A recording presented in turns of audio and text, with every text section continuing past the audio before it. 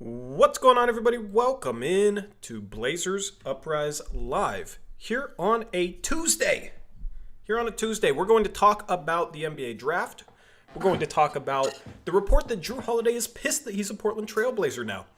It's been about 24 hours since the Blazers pulled off that trade. We've had an opportunity to sleep on it, think about it, and we're going to talk a little bit more about that trade. We're also going to do a mock draft and preview tomorrow night's NBA draft, which we will be live streaming, going live about an hour before at around 4 p.m. unless the Blazers make a trade earlier in the day, which they could. With Matisse Thybulle opting in today, maybe they have a move lined up for him. We'll discuss him a little bit. And that's what we got for tonight's live stream. It's NBA Draft Eve. Eric, what's going on, man? How you doing? I'm okay. How are you, Tori? I'm good. So last stream, apparently my mic was a lot louder, so I'm going to try and fix that actually right now because I didn't do it before the stream. So how's everyone in chat land while he does that? Hope everyone is doing well today. Yeah, does this sound good? Does this sound more even? Let us know. If I need to turn down my mic a little bit more, I will. We'll adjust on the fly. But hopefully you guys are having a good night. There's been a lot that's happened recently. I guess it was just a player swap, a one-for-one trade. But man, it raised a lot of questions, and it was a fascinating deal. And it's kind of a chaotic deal, and I love chaos. And the NBA offseason is chaotic so far. We had CJ McCollum, Jordan Poole, Kristaps Porzingis get traded today. We had the Nets get a 5th first-round pick today. So in our mock draft later, we will be making trades because there's no way they keep all their picks. We're going to go... I guess they technically could, but we're going to talk about every pick in the draft as a way to preview it. But, of course... this might be the offseason of the trade, man. I don't remember if there's ever been an offseason where there's been this many big trades before the NBA draft, Eric. Yeah, and according to Shams, he told Scott Van Pelt to not sleep. Yeah, so hopefully I would love to live react to an NBA trade. It did seem more like just anything can happen at any moment type of phrase. I know some people on Twitter were saying he was telling him something was about to happen, which I didn't get that feeling from hearing that, though. Yeah, but I would love for it to. I would love to live react to a trade, man. Of course. Those are always fun. I was live when Luka got traded. I was live with Gabe, and that was insane. I was live over at Suns Valley podcast. They have the 10th pick, the pick right before ours, so that's going to be interesting to see what they do and see what the Blazers do.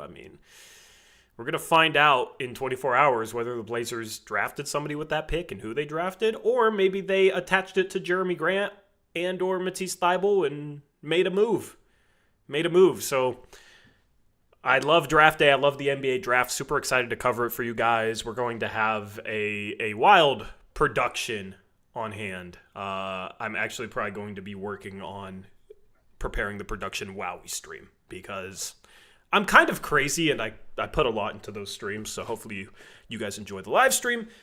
Leave a like on this live stream, easiest way to support the channel. Hit the subscribe button with the bell button so that you're notified whenever we go live or drop a video. The first thing we have to talk about today, Eric, is a report, and it's not a good report. But is it a real report? I don't know. I'll read it off. You guys can decide for yourselves. And I'm just going to contextualize the situation. So, the Blazers, of course, made the trade for Jrue Holiday last night. Now, reportedly, Jrue Holiday is pissed that he is a Portland Trail Blazer. Apparently, he is pissed off. We're going to read off the article together. This is from heavy.com. This is from, I don't know if Andrew Peters was the first person to, oh no, it was Steve Bulpett. So this is basically an article summarizing an article. But we're going to read this off. Or should I find the real article? I don't know. The quote says... Can somebody send me the real article? I thought this was the real article. I literally had it queued up, and it's not. So, if somebody has the real article, or you know what, I'll just search it. So it was reported by Steve Bulpett. Never heard of the guy. Have you heard of Steve Bulpett? Eric? Not to say he's lying, but whenever you hear a guy, this is according to a source of, he's a longtime Celtics reporter. So according to one of his sources. All right. So, all right, here we go. I got the real article. A source says Jrue Holiday is pissed he's going to Portland. This article reads, Holiday was expected to be a casualty of the second apron concerns, so he had to know the possibility was very real that he'd be dealt away from Boston, a place he'd developed ties with both the team and the community, and of course he won a championship with. According to one source close to the situation, Holiday is pissed he's going to Portland. The source says, now if he winds up staying there, I'm sure he'll be the professional he's always been and make a positive contribution, but he's not happy with this deal. I'll be surprised if Portland doesn't move him on if they can, because right now he does not want to go there. I'm sure if he has to go to Portland, he'll end up going and it'll be okay, but right now they want to be somewhere else, but with that contract, it's not going to be that easy. The rest of the article reads as such, at least one team still has Holiday rated in the top 10 in his position, but there are others who characterize him as fading, which his having turned 35 2 weeks ago would bear out at least from an actuarial standpoint. Then again, added one coach, I wonder how much of what we see from him is impacted by how they're playing at any given time, because when Boston is playing its best ball, Holiday sure seems to be a big part of their success. When the ball is sticking and they're doing their ISO crap, he's not as involved. So that's basically the gist of the article. Essentially, the article states, and this report states, that Jrue Holiday is pissed that he's in Portland, but he'll still be a professional if he goes. Now, we do have Blazers reporters that are pushing back against this. Saying that this report is not accurate. So essentially, it's he said, she said, and we have to come to our own conclusion. So let me know if you think Jrue Holiday is pissed in the live chat. Let me know if you think the Blazers should flip Jrue Holiday in the live chat. Eric, do you believe this report, or do you think Jrue Holiday is fine coming to the Portland Trail Blazers?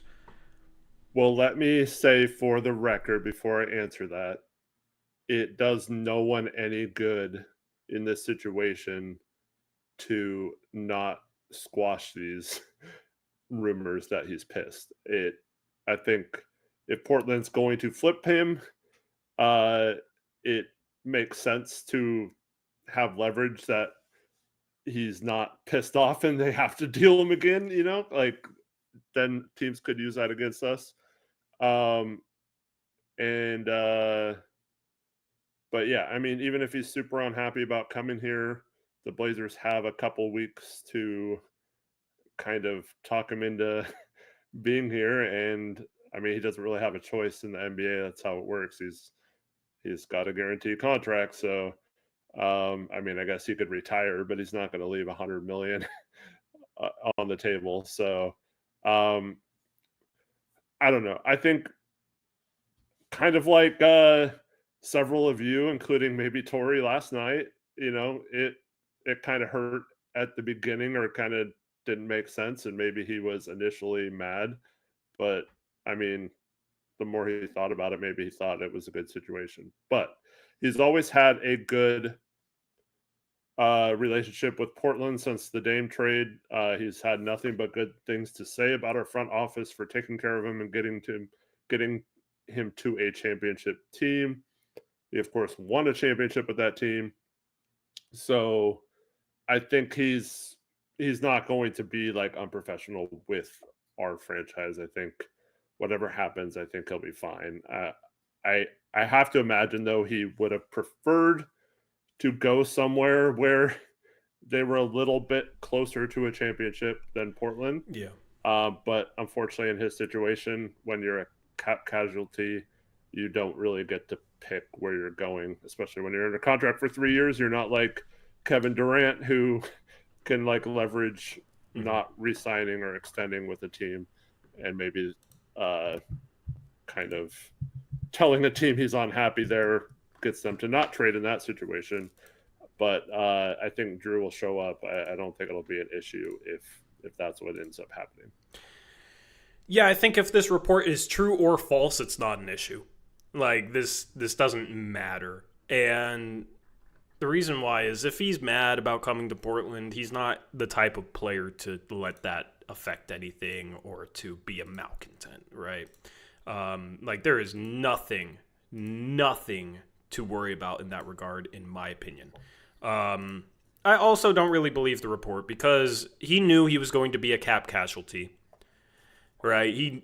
We knew Jrue Holiday was getting traded. The Celtics were going to try and duck the second apron, and they successfully did that today, trading Kristaps Porzingis. Maybe they try and duck the luxury tax as a whole, which would probably include them trading Anthony Simons for more savings because they're working their way towards the luxury tax line. There's still a ways for them to go, though.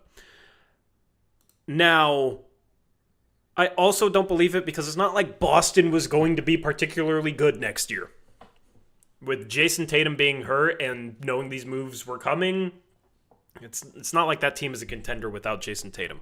And they lost in the second round to the Knicks basically with Jason Tatum. So, yeah, Portland is maybe not as good of a winning situation, but I don't think the difference is as much as you would think. And I think coming here and being able to have a good role and mentor young guys, I don't think Jrue Holiday would shy away from that. So I don't really believe this report. If you do or you don't, I mean, it's basically just conflicting reports out there, so you can believe what you want. Regardless if it's true or not, it's not something to worry about. So I don't think this would lead to Portland trading Jrue Holiday, flipping Jrue Holiday or not. I think either they decided they wanted to from the get-go or they decided they want to keep him, and it's that simple, and this doesn't factor into that. I also think that I don't know. I completely forgot what I was thinking. It's been a long 48 hours for your boy. It's been a long 48 hours. Yeah, not something to worry about, man. He's paid. He's happy. He just won a championship. Oh, I remembered. Joe Cronin did him a favor trading him to Boston. He won a championship because of it. He respects the front office. It's exactly what you said earlier. He respects this front office. He had good words to say about Joe Cronin when Joe flipped him to the Celtics. And I think some of that goodwill actually matters in a situation like this. So I don't really know why he'd be pissed. He doesn't seem like the type of guy to be pissed about this. He has a chance to come in and make an impact on an organization and help them take the next step and mentor some young guys. So I don't think it's a bad situation for Jrue Holiday by any means. Yeah, but let's also say this. Kenneth says you guys are forgetting he's getting $36 million to be a babysitter for a young team. He's lucky to be getting that. I mean, he earned his contract. You could say it's a bad contract or whatever, but this isn't like no NBA player is going to be like, oh, you know what? I hate going to this team, but, you know, I'm just going to sit here and take my money and just not say anything. Like, that's especially someone like Jrue, who's at the tail end of his career, wants to continue being in contention for championships and things like that. He's not just going to be like, oh, never mind. I'll just shut up and take my money and not say anything about it. So like, I think that's kind of silly. Yeah. Yep. I mean, yeah, Gary Payton II did. Yeah. Okay. Touche, Kyle. Jrue Holiday is much more professional than GP 2 weeks, man. Like, this trade is weird from the standpoint of like what the Blazers did, number one. But number two, it's weird from the standpoint that there seems to be a group of Blazer fans that have no idea who Jrue Holiday is. Like, he's not going to pull a GP2. If you know who Jrue Holiday is, you would know that. That's not something to worry about. And then just people that act like he's just offensively like complete trash. I've seen a lot of just off the wall stuff in the past 24 hours. And a lot of it's way too dramatic for me. And I'm saying that. I'm saying it's too dramatic. That's how you know. Let's talk a little bit more about this trade. Because when we broke it down last night, it was very, very fresh. And we were still kind of digesting it. Now we've had a chance to sleep on it. There seems to be people that either love this move or hate this move. And it goes back to what I've always talked about with sports talk, where something is always the greatest thing ever or the worst thing ever, and there's no in between and there's no gray area. And there seems to be a lot of that with Jrue Holiday. And I think there's downsides to this trade. I also think there's going to be some good parts of this trade. And I think it's fine to admit both. So I've been on the record saying I want Scoot to start. Scoot needs to start year 3. He needs to start year 3. The Blazers need to trade Ant. Scoot needs to be given the keys, have more of a role, and he ultimately needs to be the starting point guard. I still feel that way. I would love for Jrue to play 30 minutes off the bench and you give the point guard keys to Scoot with Sharp. And then if Sharp is screwing off defensively, then you can start Scoot and Holiday together. You know what I mean? But even though I want to start Scoot Henderson, I do think if he is coming off the bench, I do think it is better for him to be behind Jrue Holiday than it is for him to be behind Anthony Simons. Right? Both those things can be true. That's not contradictory at all. I was tweeting about this today, and I had multiple reasons. Let me just find my tweets, and let me just make sure I don't forget any of the reasons that I articulated on Twitter.com. The reasons why I think it's better if he is coming off the bench, despite that not really being what I want. I think, number one, Jrue is just better for the Blazers trying to build the identity that they want, especially on the defensive end, but I think a little bit on the offensive end as well. I think that's not the main factor in the Blazers' identity on the offensive end. I think the biggest factor is what Chauncey does schematically next season, but I do think Holiday is a good off-ball player and veteran and takes the right shots, makes the right plays. And being more off-ball, I do think that when Scoot plays with him, even coming off the bench, Scoot will have more responsibility offensively than he would next to Anthony Simons. I also think Jrue is a good mentor. We talked about it last night. I think him starting, he can lead by example defensively in a way that Anthony Simons could not. I also think Jrue is going to play like 4 to 5 minutes less than Anthony Simons. Ant played 32.7 minutes per game last year. I think Jrue, if the Blazers are smart, will be like 28, 29, maybe 30. But I also think at his age, it's wise to have him take some games off and not run him into the ground. Even if you're trying to win, I think that's the right recipe. And in those games, of course, Scoot gets full reign. I also had a problem last year with Chauncey benching Scoot and Sharp to hold them accountable defensively, but he wasn't willing to do that with Anthony Simons if Anthony Simons was struggling defensively. That is no longer an equation because Jrue Holiday is a great defender and very consistent on that end. You don't have to worry about that double standard being in place. So while I still don't want Scoot coming off the bench, I do think it's better if he is going to come off the bench to be coming in behind Jrue Holiday and being mentored by Jrue Holiday. I do think it's better for him. I just have to say this.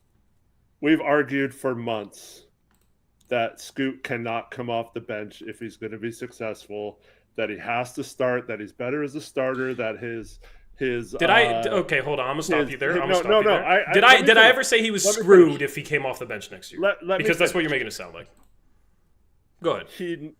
Something in his DNA means he's better off coming in as a starter versus coming off the bench. He plays better that way. All this stuff, right? Like, So.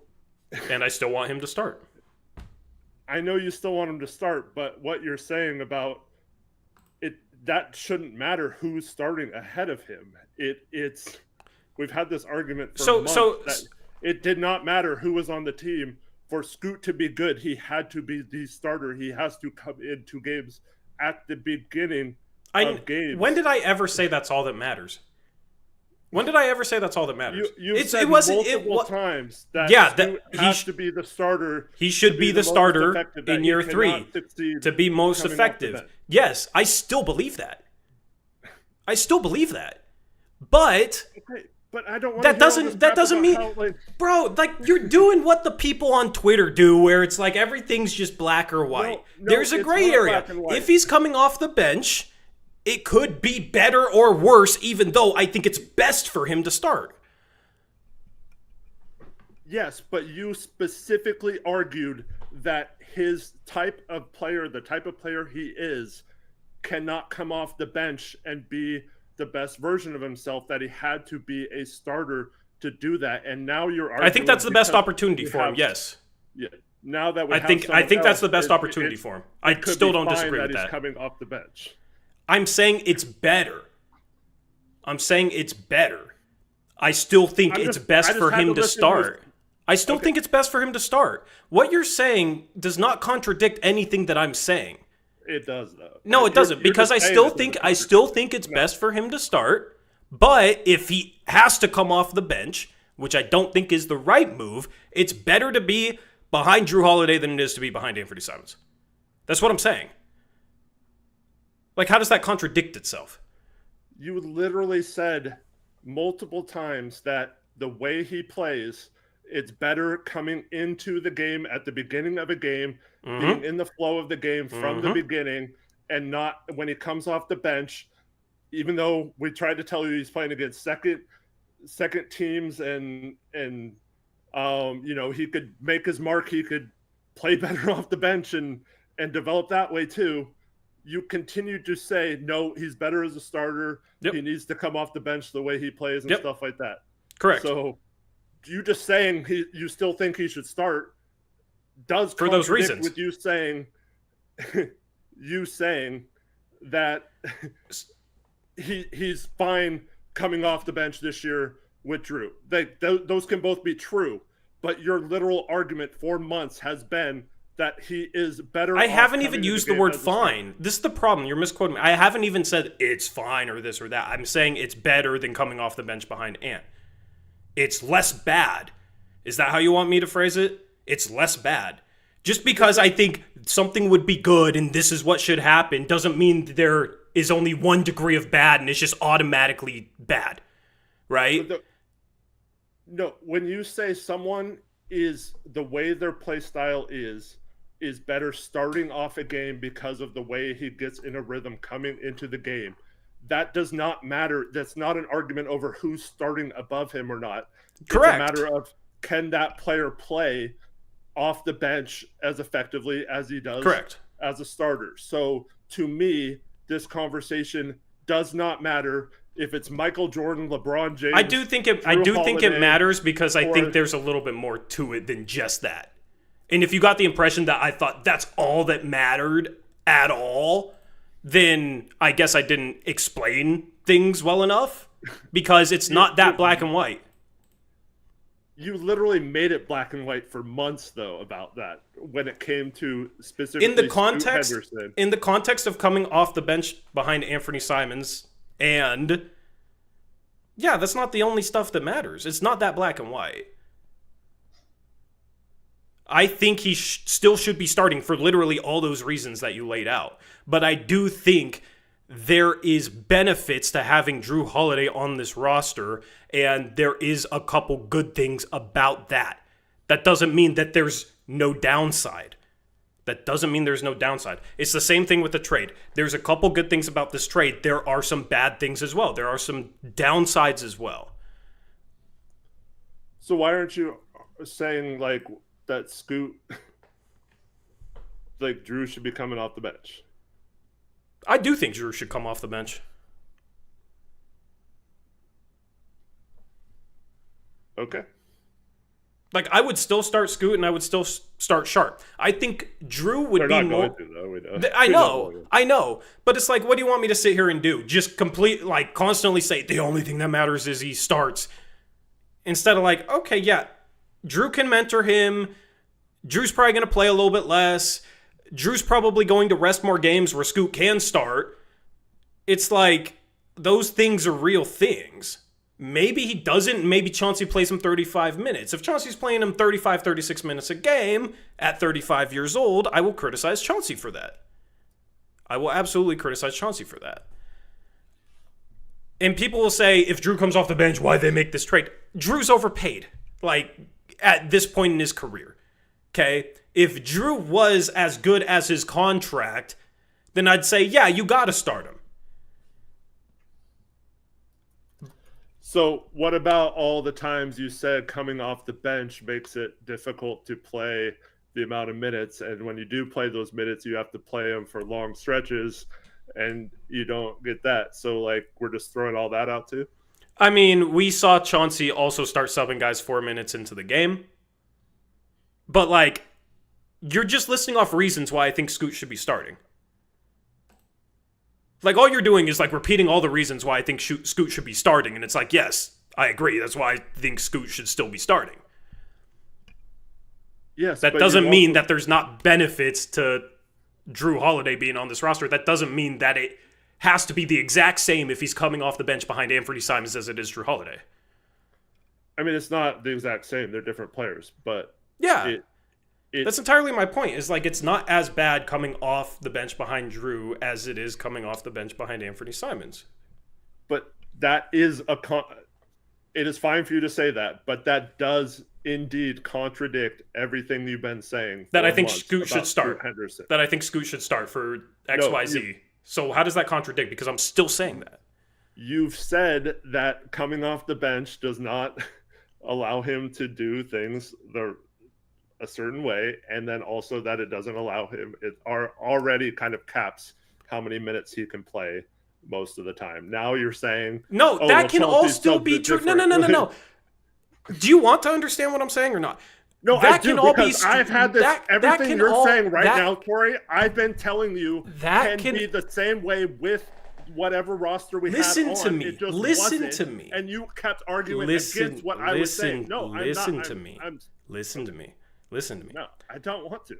Yeah, you don't. You just want to basically say no. I everything that you're saying, and you don't want to understand what I'm trying to say, which is fine. Whatever. Like, we don't have to have this conversation. But why can't Eric ever talk? I'm letting Eric talk. I can't talk. Every time I try to say something, you say, "Listen to me, listen to me, listen to me." I was trying to make a point, and that's why it's frustrating, man.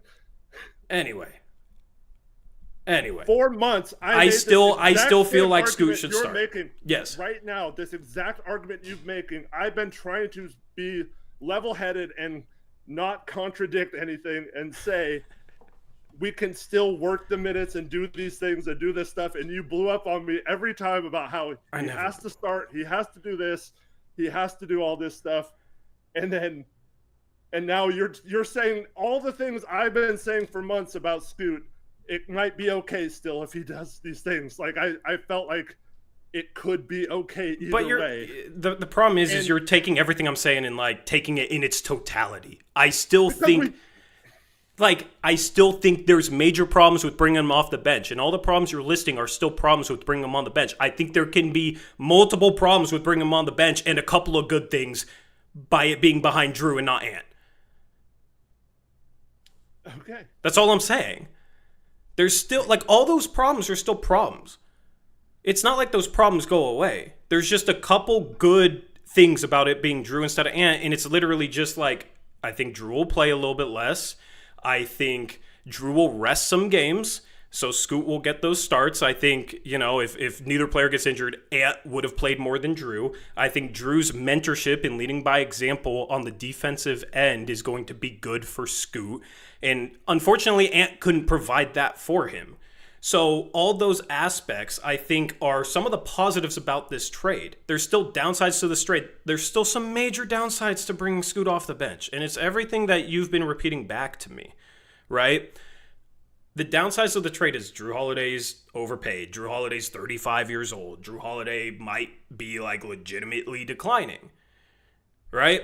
So it's not a perfect trade by any means. There's going to be some legitimate problems. I I think in year 2 and year 3 of Jrue's contract, because he's going to be 37 and making $37 million in year 3.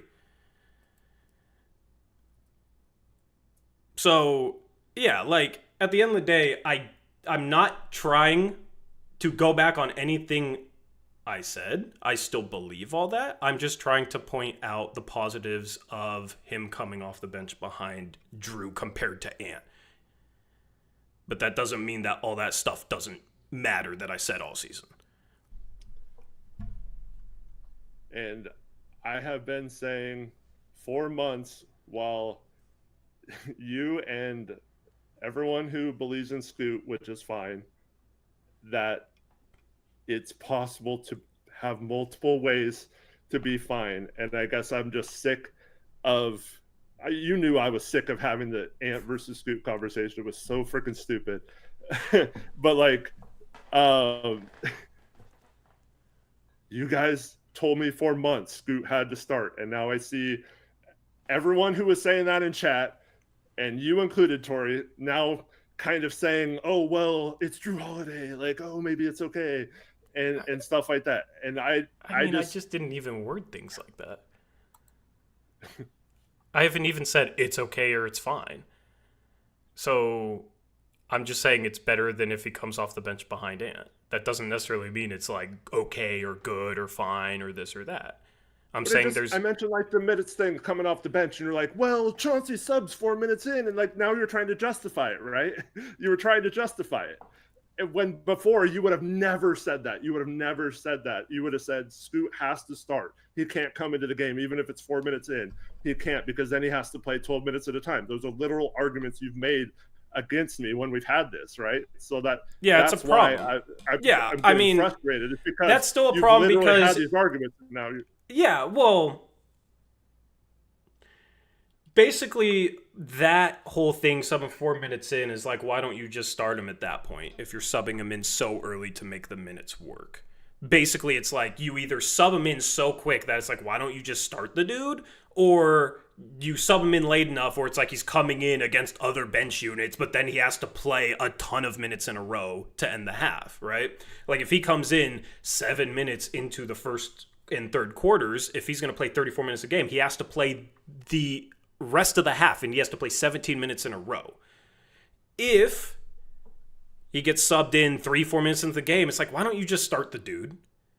Right? Because then he can play 34 minutes and get like a 2 to 3 minute rest at least. So that is better than playing 17 minutes in a row. But it's like, if you're bringing him 3 to 4 minutes in the game, it's like kind of just symbolically coming off the bench. Yeah. So I still think that like all applies.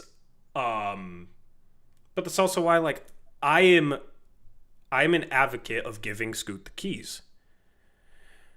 Part of giving Scoot the keys is him having the ball more. Part of it is like him starting, him being able to run the team from the jump. Right? I don't think you say that 2 days ago. I do not think you said that 2 days ago. I mean, I complained last season about like, I even had tweets like, Scoot Henderson's job that quarter was just to get the ball to Anthony Simons, and he did a good job. And there was stretches where like the entire offense just completely ran through Anthony Simons, and Scoot was an off-ball player and a bystander. I think that's less likely with him sharing a backcourt with Jrue Holiday.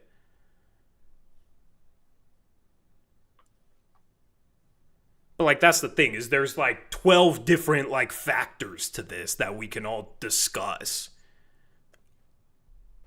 And a couple of them change with Jrue Holiday. That doesn't mean the other 10 are now out the window.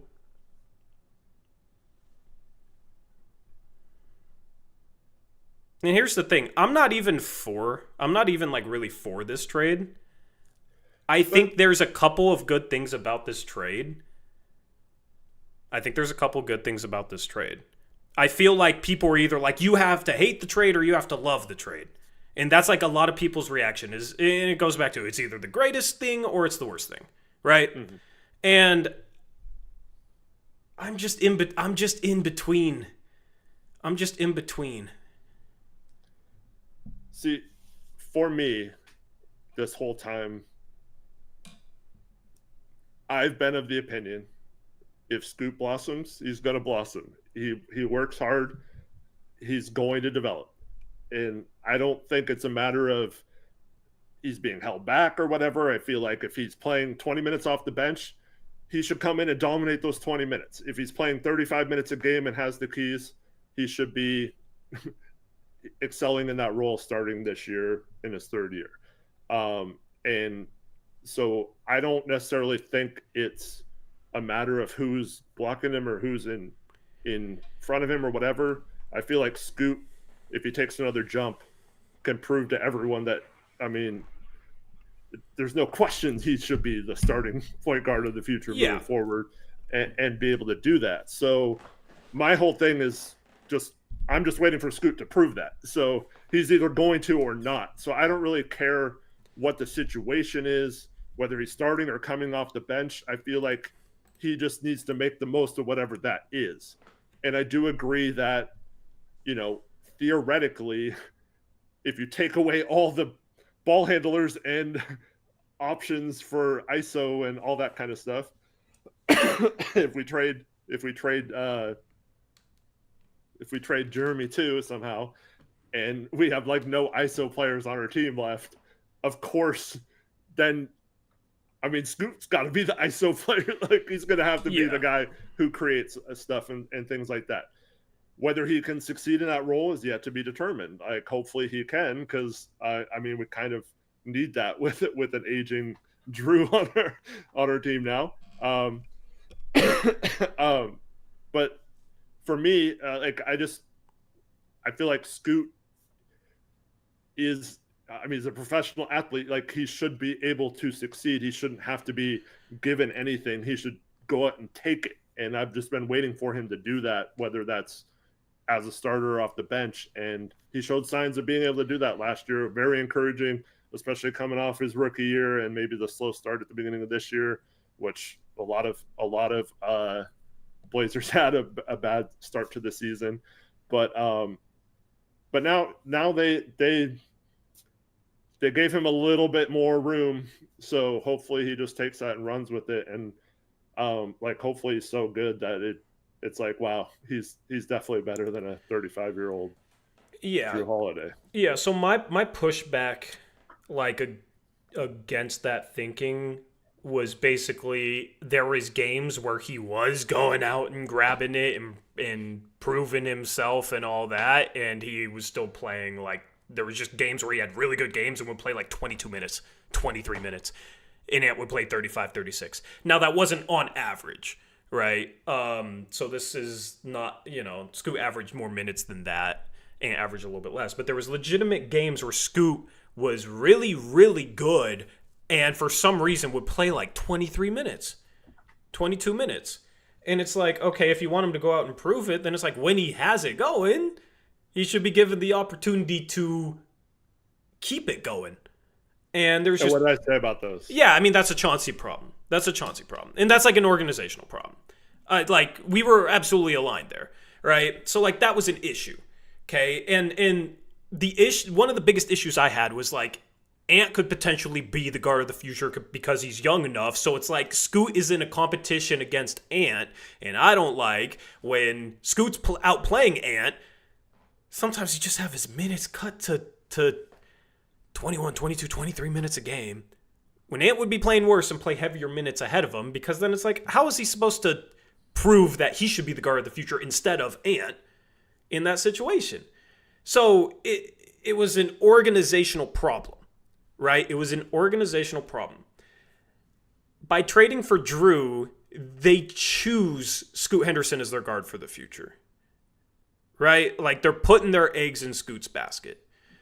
Although I think there's still going to be problems with him coming off the bench, and I still think he should be starting in year 3, I'm at least happy that they made a choice, and I don't think there's going to be as many situations as there was last year where Scoot's playing really good off the bench, if he is coming off the bench, but then having his minutes cut down to the low 20s for no reason.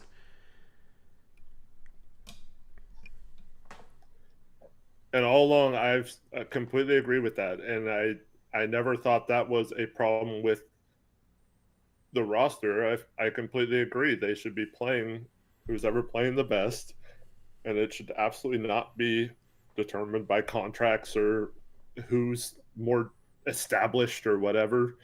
I'll say the same thing. Like, let's say we draft Jonas and he's better than Scoot and Jrue, like relatively quickly, like then he should be playing. Yeah. I play the best players, man, and so I agree that those games where Scoot was playing well and didn't play much. Heck, look at Klingon at the beginning of the year playing like 10 minutes when he had some decent moments. Couldn't get on the freaking floor. Took injuries to finally get an opportunity. And it seemed like Chauncey still didn't really want to give him an opportunity at some time.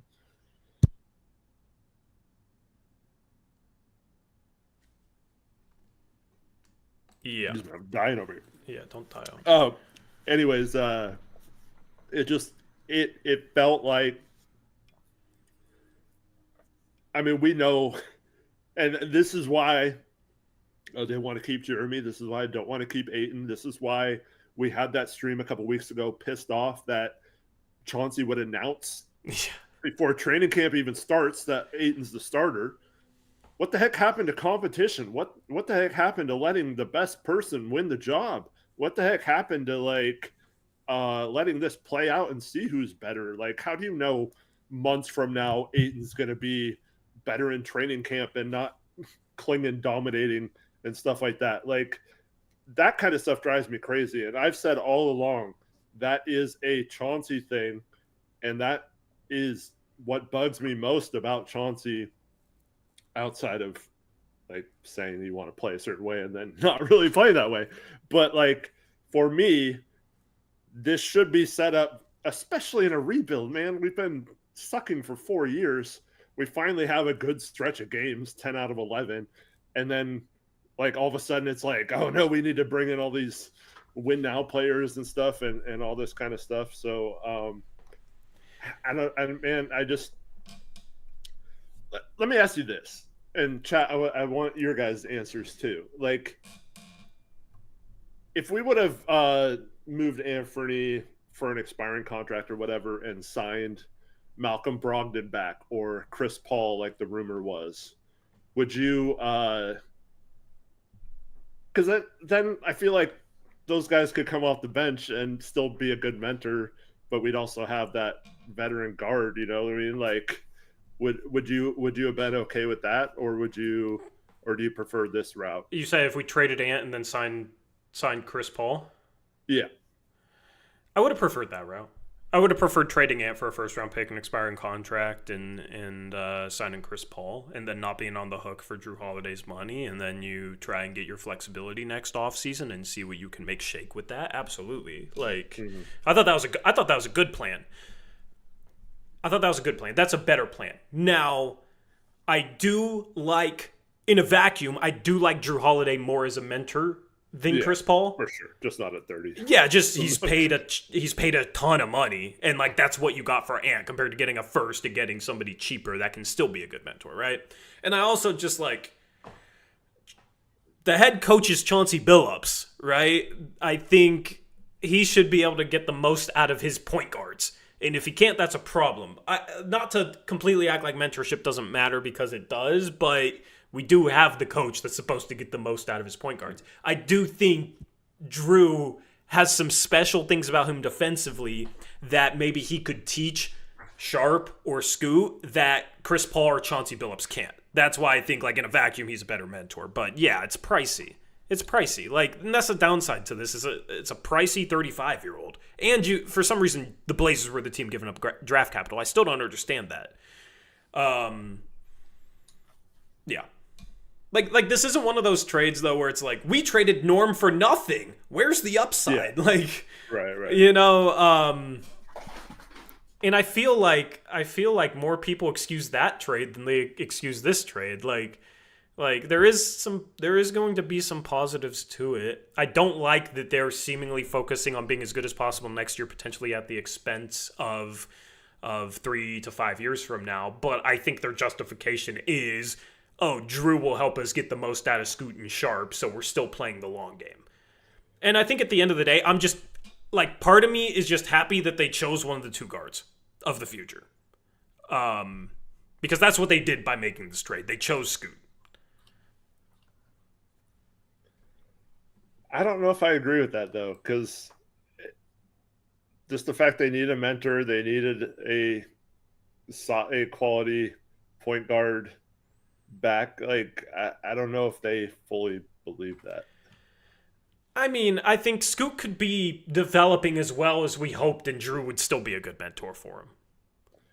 Yeah, absolutely. But I don't know if this necessarily signifies that they're 100%. I mean, if they draft a guard tomorrow, maybe not. Maybe not. If they draft a Yaku Chonis or a Jeremy Fears, maybe not. But this is the most they've committed to Scoot. This is the most they've committed to Scoot. So, Scoot. I mean, technically, didn't he start right away his rookie year? Yeah. Am I misremembering? That feels a little different because it was like, we're hoping that he's as good as we hope he is. And then, like, it turns out he's not. And it was like, okay, to the bench you go. This is like they've seen Scoot for 2 years now. So it just feels a little different. Like, they've seen the improvement last year. They're willing to bank on it and then do, like, try and get the best mentor for him. I think if Jrue's coming off the bench, I think it's, like, the perfect thing for Scoot. Having that mentor off the bench. I don't think it's the perfect thing for the team because of that contract, but I think for Scoot himself, if Jrue was coming off the bench, you give Scoot the keys, and, you know, Jrue can, when Jrue comes in and plays next to Scoot, Jrue can handle the ball, but he's a little bit more off the ball, so Scoot has a little bit more responsibility offensively, and I think that's perfect for him. Yeah, hopefully. I do think, yeah. So if we look at another team that made trades today, they kind of did the opposite. That's the Wizards. They're trading for all expirings. They're getting off of contracts and making moves. The Celtics are also getting off of contracts in a drastically different way, but like it to me it's kind of jarring seeing the Wizards get out of Poole's contract and to get all these expiring contracts, all these vets and stuff that they could probably reflip. Meanwhile, we're trading for what a lot of people consider a bad contract, and yeah, it's just kind of interesting building styles, right? Yeah. if I don't know, like, that trade makes me not even know what I want for the rest of the offseason, which is weird. Like, I always know what I want this team to do, but that trade is just like, I don't know what I want at this point. I know what I don't want. And that's like attaching 11 to Jeremy Grant to get off his contract, because if you're going to be on Jrue Holiday's contract, there could be a time when the Blazers are struggling with the tax, given, extensions for young players and this and that, plus potentially Jeremy's contract and Jrue Holiday's contract. But the Blazers will have new ownership by then. Maybe they're willing to pay the tax. And you can try and solve that problem then, right? So I don't think getting off of Grant's contract is like, they have to do it. They have to give up an asset to do it. If you can do it for an expiring, you do it in a heartbeat, in my opinion. You do it in a heartbeat. If you can get anything for him, you do it right away. The Blazers could potentially open up a full mid-level exception if they save money in that type of trade, and then you just basically figure out your books for the future then, right? But attaching the 11th pick to Jeremy is the worst-case scenario, because you're not really going to gain much flexibility with Jrue Holiday's contract on the books. So without Jrue Holiday's contract on the books, the Blazers could have had a ton of cap space and flexibility next season if they trade Jeremy Grant for an expiring. Now they'll have like $35 million less cap space. So, like, it's now even a worse decision to try and attach a pick to Jeremy Grant or attach an asset to Jeremy Grant to get rid of him. I completely agree, and also, we need the cheaper rookie contract salaries. After this season, we'll have to pay Tamani, we'll have to pay Sharp, and then a year after that, we'll have to pay Scoots. So, um, we're. Connor asked me right before we in Discord if we're going to have cap space if we let Ayton expire, and a little bit has to do with what we give extensions, Yeah. what the amount of the extensions are, and what other moves we make, all that kind of stuff. So it's hard to tell right now, but it seems like even if we just let Ayton walk after this season, it's not going to be a situation where we have any significant cap space or anything. And unfortunately, look at this is the exact type of thing that Tori and I have been talking about wanting to do the last few years up until this point. Is what Brooklyn just did today. They take on a contract, get a first round pick. How nice would it be to just have gotten the 22nd pick for basically taking on nothing? $15 million in Terrence Yeah. Mann. Like we could be talking about now having the 11th and 22nd pick right now. Yeah. I know a lot of you are in favor of trading down to get 2 picks in this draft. We could have just gotten one for free basically because we managed our cap well. And so I agree with you on the Jeremy thing. Like, if you have a chance to get rid of him, do it. If not, don't pay to get rid of him, because I don't have any faith in Cronin managing the cap well enough to create it. Even if he did manage to clear his contract, I still feel like he would do something to make it so we didn't have cap space moving forward. So, and if they did have cap space next offseason, the type of trade they would make would be like trading for Jrue Holiday, Yeah. Like that's kind of what I came around to, is like, I want them to have cap space because I think they can get creative and make moves. But do I trust them to do that with the cap space as well as I would hope they would? Probably not. Like, they probably would find a way to trade for a Jrue Holiday anyway. So, they got him a year earlier, in a way, is a way you could view that. That's not to excuse necessarily the direction. It's just kind of like, I think the reality of the way they do things. If they're going to keep Jrue, it makes sense. Like, we're not going to be a cap team, so we're not going to get to have those nice things that all the other rebuilding teams seem to understand. So we're just going to have to build it some other way. And maybe it still works out. Maybe you can still make good moves. You could still hit on the 11th pick. That's why I don't want to trade it. And like, you still need, at some point, you're going to have to get lucky. I don't think you have to get like Giannis or Jokic type lucky, but hitting on a rotation player with your picks will definitely help this process. If you whiff on those picks and then have an aging roster with these bloated contracts, it's going to be really difficult to find your way out of getting in this area of mediocrity where you're fighting for a play-in / late playoff berth, right? So keep the picks, take swings. I like that approach. If that's what they do, just go for best player available and take swings and stuff like that. But I mean, they don't seem too concerned about adding assets draft wise. You know what I've come to, and this is gonna sound negative, which I've been more positive about the Jrue trade than a lot of people. Okay, it's time for me to be negative. I'm kind of at the point where, like, I just don't expect them to get this rebuild to contention, and I'm kind of accepting that. And if I'm wrong, then I'll be thrilled. Yeah, they want that. Like, no, I mean, do they care more about making us good enough, or do they want us to be great? Like, that's always. I mean, who knows what happens with a new ownership group? But I think this ownership group and this, like, the way the Blazers are now until the sale, it's like, I don't trust them to build a contender out of this rebuild.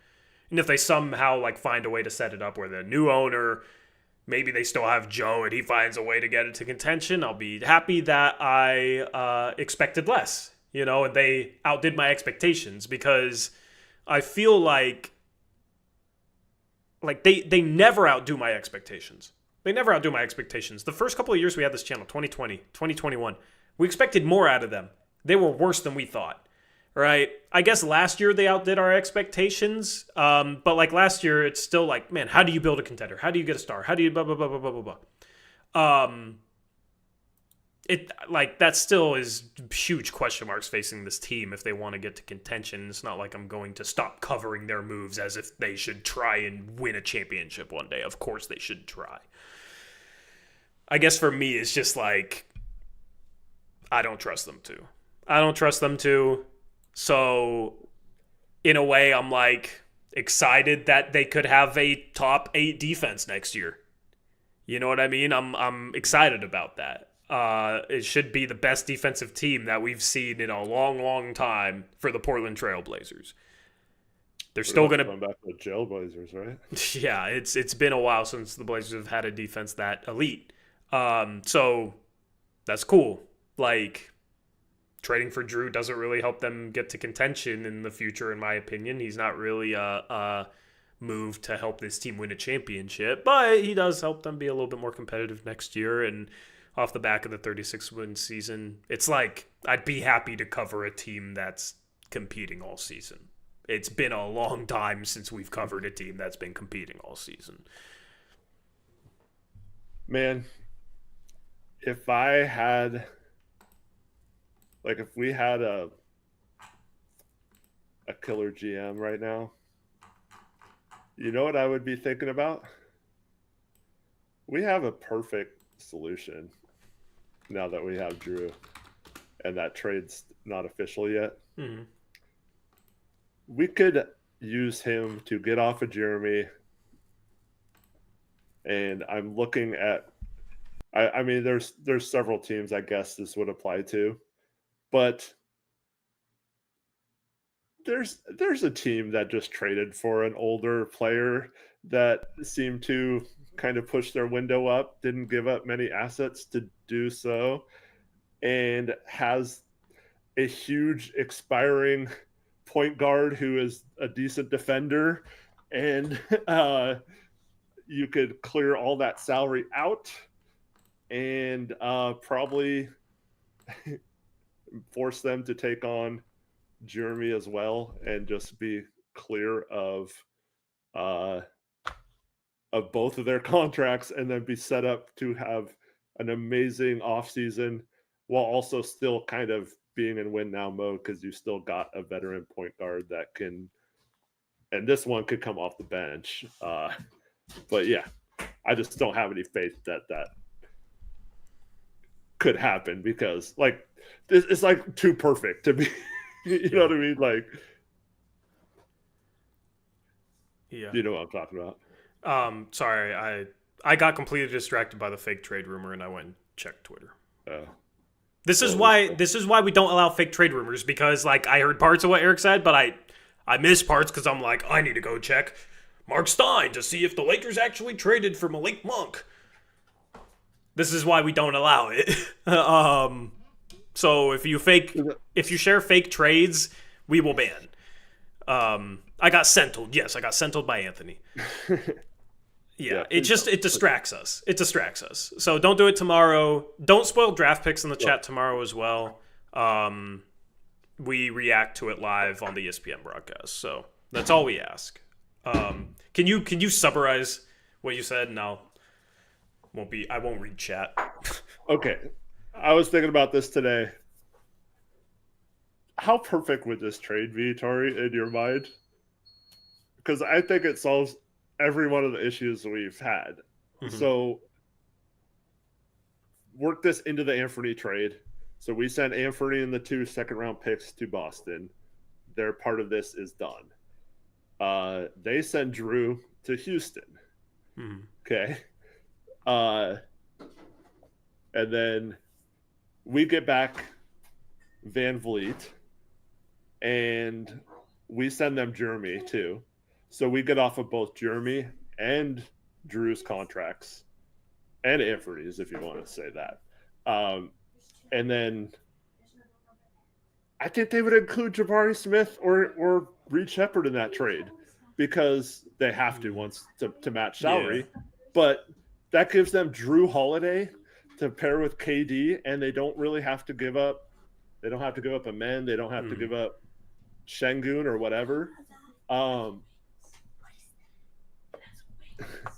they so yeah, and we'd have to include like Jock Landale or something like that. So yeah.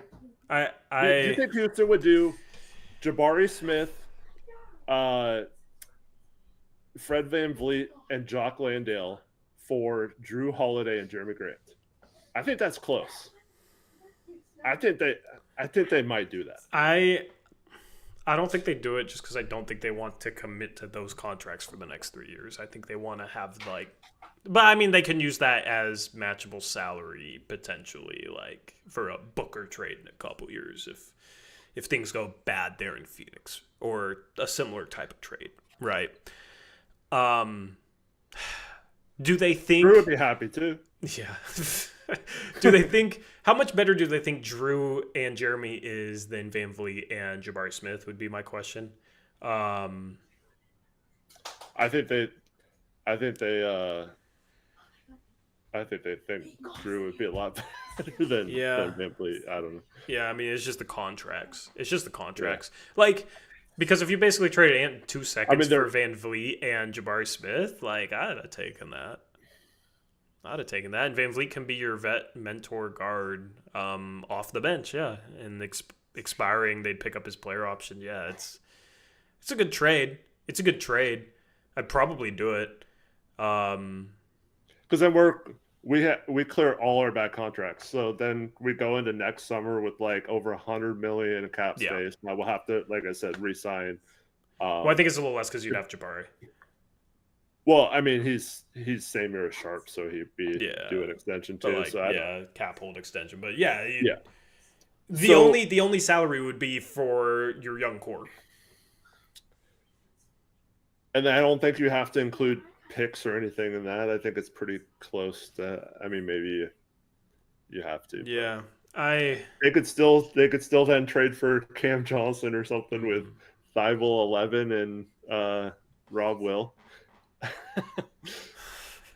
I feel like they would try and find something a little less committal to that amount of money.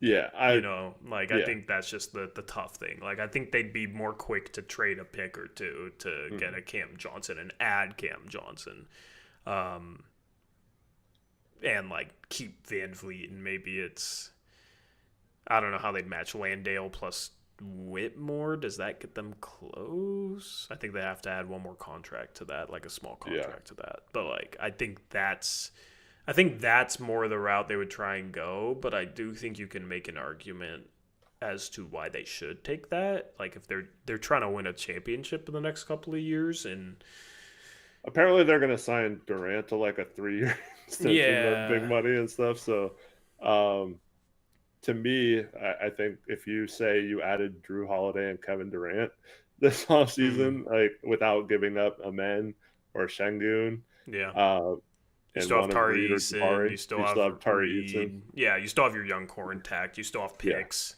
Yeah. You still have Cam Whitmore you could trade. I don't know. Yeah. That's interesting, man. That's interesting. But I don't have any faith that our GM is even like we probably just traded for Jrue Holiday to keep him. Right? Yeah. I don't expect him to get flipped. I will say if Cronin pulls off something like that, like if that was his, like he had some master plan to get rid of both Jeremy and, because it didn't really make sense to trade for like another big contract. So like, with how they were setting it up. But here's the thing, though. If he made that trade all as one, fans would be happy. The longer he waits to make the second part of that trade, the more and more fans are getting attached to the idea of Jrue Holiday. Yeah, right. And then if he did that trade, then it'd be like, why'd you trade Jrue? But then, I mean, they always come around, right? So I guess it's fine. By the way, Landale and VanVleet might be let go after the draft because they have built to the 29th to decide on their team options. So they're basically trading 2 players. Now I know they might re-sign VanVleet on a longer term deal for less money, but I mean, think they'd rather have Jrue at this point. Mm-hmm. Let's talk about the trades today, and then we'll do this mock draft. And hopefully we get like a midnight Shams bomb. I would love that. Let's talk about these trades though. Fred already said he's resigning. Yeah, but I mean, like, if Houston had that on the table and they wanted it, like, they would pick up his team option and trade him. And just because they weren't willing to include players for Durant doesn't mean that they wouldn't include him in a different trade. Like, it's a completely different trade. Oh, goodbye. Come back. Chad said, "Don't sleep." Well, Eric just went to sleep. Okay, he's back. Okay. I'm going to return in like 30 seconds. Then we'll talk about these trades, okay? We'll talk about it. So, chat, ask Eric any questions you want answered. There's a good one from Anthony. And I'll be back. Anthony asked, "Do you guys think Jrue will retire before his contract is up?" I mean, I don't know. I mean, he was rumored to retire before the it was rumored to be retiring before the last time he got traded to us, and then he ended up wanting to play more and sign an extension. I don't know. I think he'll at least play out this extension because, I mean, it's a lot of money. It's a lot of money. Adam just wants to know, have we discussed how Jrue could start at off guard and Scoop can start at point guard? I mean, sure. It's definitely a possibility. Yeah, it's definitely a possibility, but I don't know. To me, it feels like they're going to start Jrue at point. They're going to start Sharp at the 2, and then, of course, Aiden's already penciled in as the starter. Did y'all discuss Jrue to the Mavs trade ideas? We did not. No. I just don't think they're gonna flip him, so it's kind of like I don't want to say it's like a waste of time to discuss those trade packages. No, it's just like with the draft tomorrow too, and these trades happening. Like, I'd rather discuss what's like right in front of us. Yeah. I wonder if Jrue can get Ayton on the right path, man. Ayton played with CP3. Like, I don't trust Ayton to ever get on the right path. The best player for Ayton is Scoot Henderson. That's another reason why I think Scoot Henderson should start, is I think they're still going to start Ayton, and Scoot brings out the best in them. Book Nerd asked, do you think Jrue and Grant get traded to the newly rich Los Angeles Lakers? Just because their owner has money doesn't mean that the CBA will allow it, and they'd have a tough time matching $60+ million in contracts. They might be able to do it, but it's going to be difficult. Yep. Shout out to Anthony.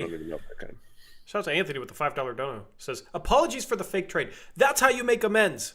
That's how you make amends. Thank you, Anthony. Apology accepted. You can't bribe us to get a moderator spot, but you can bribe us to have us accept your apology. And you just effectively did that, so shout out to you. We also had a couple of member messages. Carson PDX Papermaker says, 3-year mark. I love and miss both of you. 3-year member message. Nice. Go dude. Blazers. Should I make new member badges? Channel members? Or do you guys like the member badges? We need more emojis first. We do need more emojis. And what emoji should I add? Let me know in Discord. Tag me. Well, don't tag me. It might put off a notification. Let me know in Discord what emojis we should add to the live chat, and I'll see what I can do. And then Chris S. had a member for 52 months message. Thank you, Chris. Can you talk about the possibility of benching Shea instead of Scoot? Could he thrive in a 6-man role? Would we have enough offense/shot creation? I don't want to bench Shea. I will say he needs to step it up consistently defensively, considering that's the identity we're going all in on. I mean, it's pretty much has to. It's going to stand out. Yeah, it's going to stand out. Like So, like, if crazy he's if he getting does. hunted, it's a problem. But this is also why I don't mind the idea of Jrue coming off the bench. Is like, if Sharp, the first 2 minutes of a game is being lackadaisical defensively, you send a message by subbing him out for Jrue. You send a message. Like, and if Chauncey has to do what he did last year, where he like has to bring Sharp off the bench to get him to buy in defensively, and he's behind Jrue, who definitely buys in defensively, that's a bit better than bringing him off the bench behind Ant, who has his defensive struggles. Like, it's just kind of a more hollow message, I think. So, yeah. Tori, don't you think Jrue could be better at off guard starting, empowering Scoot at point guard? Also, Jrue has showed he should guard 2-3, not 1-2. I don't like the idea of bringing Shaedon Sharp off the bench when he's going into year 4. You're hoping that Shaedon Sharp takes a leap offensively and like becomes the number one scorer in the backcourt. I don't think bringing him off the bench is just for a lot of the same reasons I say with with Scoot Henderson. Like, I don't think that's the right move. I think Jrue Holiday right now is probably a better player than both Scoot Henderson and Shaedon Sharp. Doesn't mean you can't bring him off the bench. And people say, they're paying him so much. Well, Scoot, Sharp, and Avdia make a combined, like, probably the cheapest combination of point guard, shooting guard, small forward. Well, Tamani, too, this year. It's probably the cheapest point guard, shooting guard, small forward, power forward combo in the league in a starting lineup. Yeah. That's not to say that they shouldn't try and embrace that and gain flexibility that they could have from that, but I think that's the way you could justify it money-wise. Like, yeah, our rotation is just completely inverted in terms of payroll. At least we're not paying 6 guys $30 million, At least it's only 3.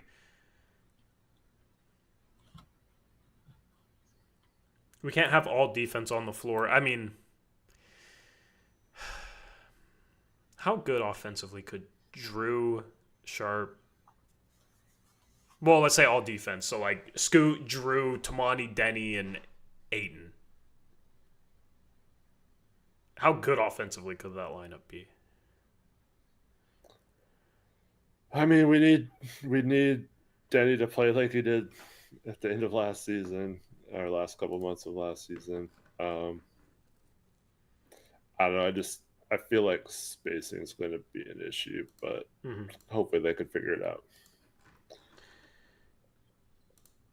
I think the weird thing is like starting Scoot instead of Sharp is better for the shooting in the starting lineup. What did Tamani shoot last year? I don't know, because he had some wild stretches of both good and bad. So Denny shot 36.5% from 3. Let me look up Tamani. Tamani shot 37.5% from 3. Jrue Holiday shot 35%, but the last 3 years was 38.9% combined. And then Scoot shot, 35%? That's not terrible. You should just have some shooting off the bench. I mean, regardless if the Blazers want enough shooting, Shaedon Sharp's going to have to take a step forward. Scoot's going to have to continue to improve. And then Tamani and Denny is going to have to just keep it up at the same rate they're going. And then they need to add a backup 3 that can shoot. Let's have this conversation, actually, before talking about the trades. We can make this conversation quick. But Matisse Thybulle opted into his player option of $11 million. I think it's $11.5 million for the 2025-2026 season. The Blazers supposedly have already been discussing trades with his salary, knowing that he's going to opt in. Today was the deadline for him to do so. If it helps him make a good trade, it's a good thing he opted in. But if not, I would have preferred him to opt out. The Blazers, I just think, need a different type of player than Matisse Thybulle as the backup 3. I think they need a more reliable shooter that can hopefully still be solid defensively. I think a full MLE for maybe a Nickeil Alexander-Walker type of player is a better fit. Like, I know Thibault shot really good last year when he played on low volume because he barely played last season, but his three-point shot has never been fully reliable, and teams don't fully respect it. I think the Blazers just need a fully respected shooter that also contributes defensively because, you can still go all in with the defensive identity, but you do need guys that can shoot. You do need a balance of things. Is your Luke Kennard dream dead? Well, yeah, he's a guard. But, like, also, I'm at the point where, like, trading Ant for Jrue, like, okay, let's have everybody in the rotation hopefully be a solid to good defender. Like, every single player going forward. That means getting rid of Ayton, after this year, but that's kind of where I'm at. That's why I like Cedric Coward in the draft, because I think he's going to be a really good defender and a really good shooter. And I think he would be, like, perfect for that backup small forward spot. I think he would deserve to play right away. I think you make the same argument for Carter Bryant. Yeah, you can. I'm a little bit more sold on Coward's shot than Bryant's. But Bryant is terrific defensively and also shot 37% in college. It was just small sample. He was coming off the bench. He didn't play as much. I mean, Coward was also a small sample. The improvements he's made, I fully buy for Coward. And Carter Bryant, we've only seen one small sample size because he's a one and done. So, yeah, like, but that archetype of player, absolutely. But, like, I want a guy that can, like, come off screens and knock down threes too. I want a guy that's just, like, super lethal that teams have to really pay attention to and really spaces the floor at that backup small forward spot.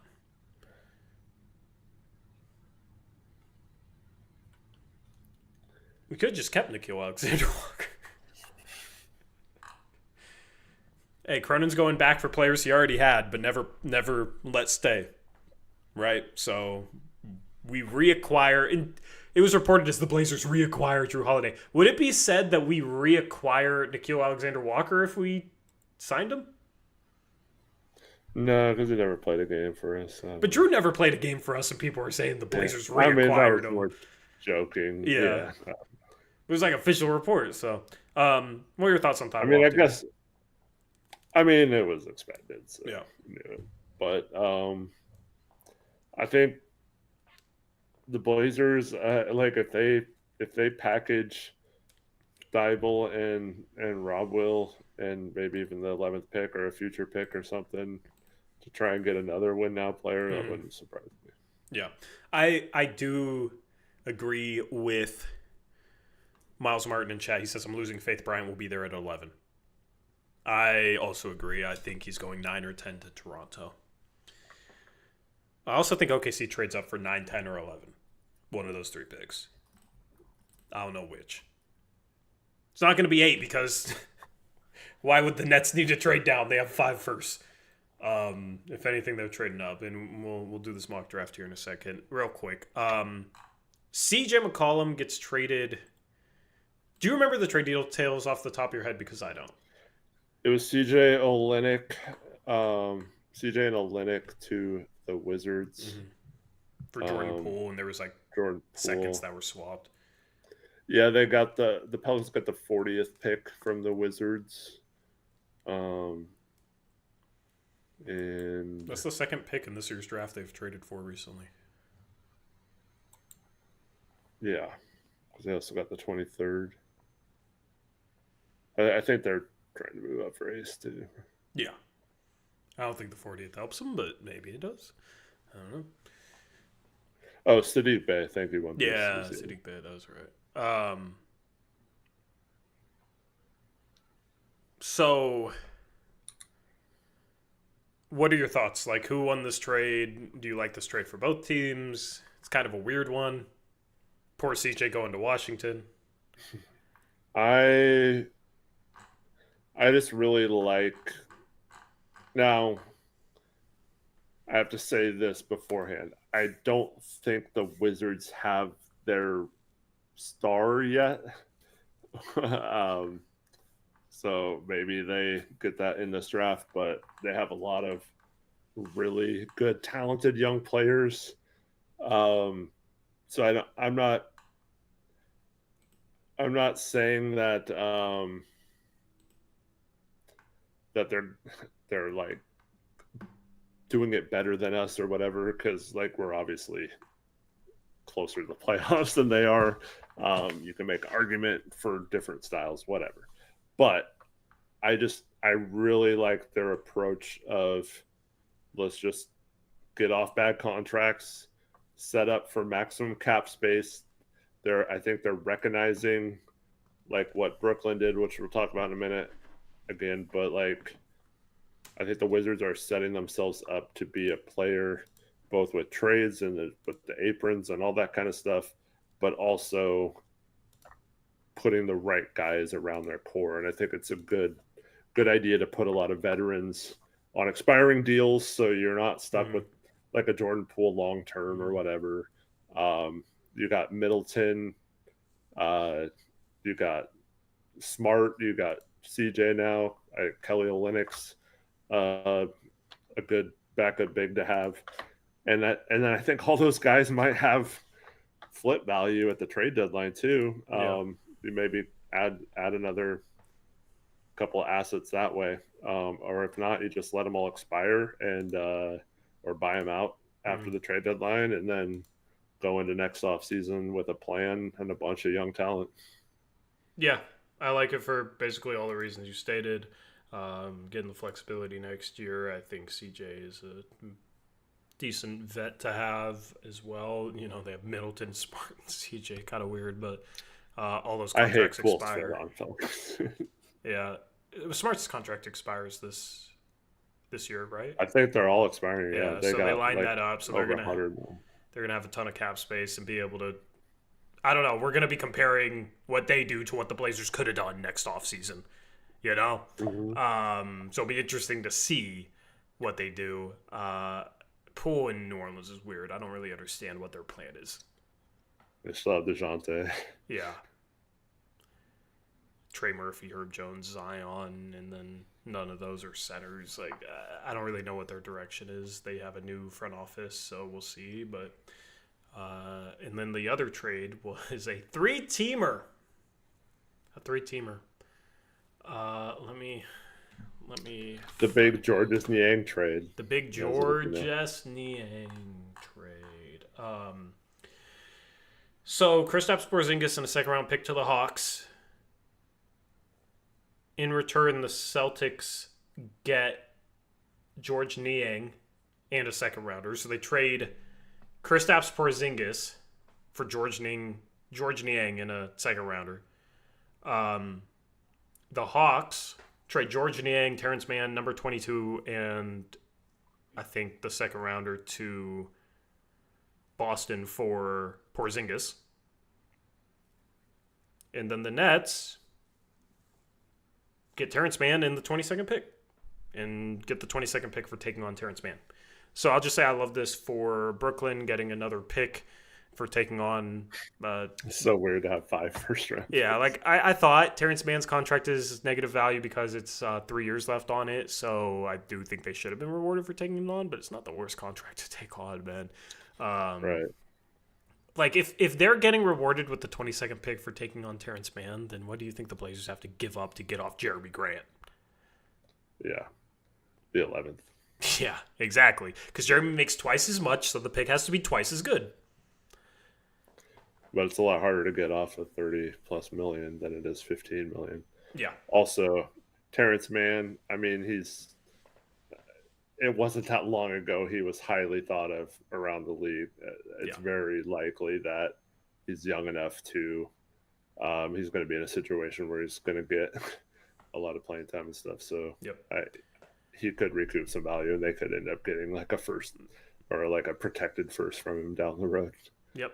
So I kind of like this trade for all teams. The Celtics needed to save money, and that's what they did. They saved a ton of money in this trade and didn't have to give up any assets to do so.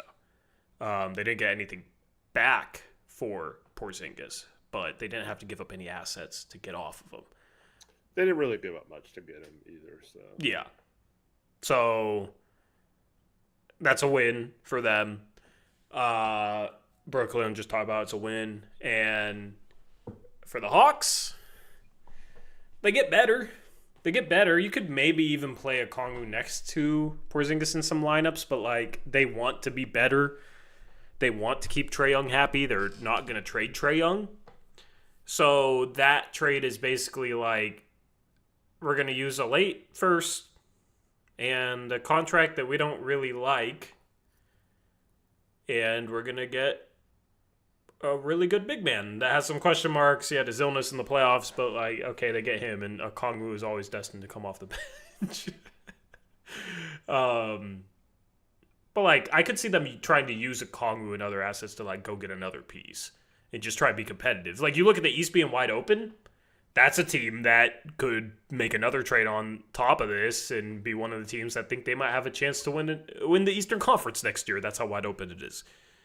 We've seen them make a default. They're probably a home court team next year. Yeah, you get Jalen Johnson back and he's healthy. Zachary Risachet takes another step. You have Dyson Daniels.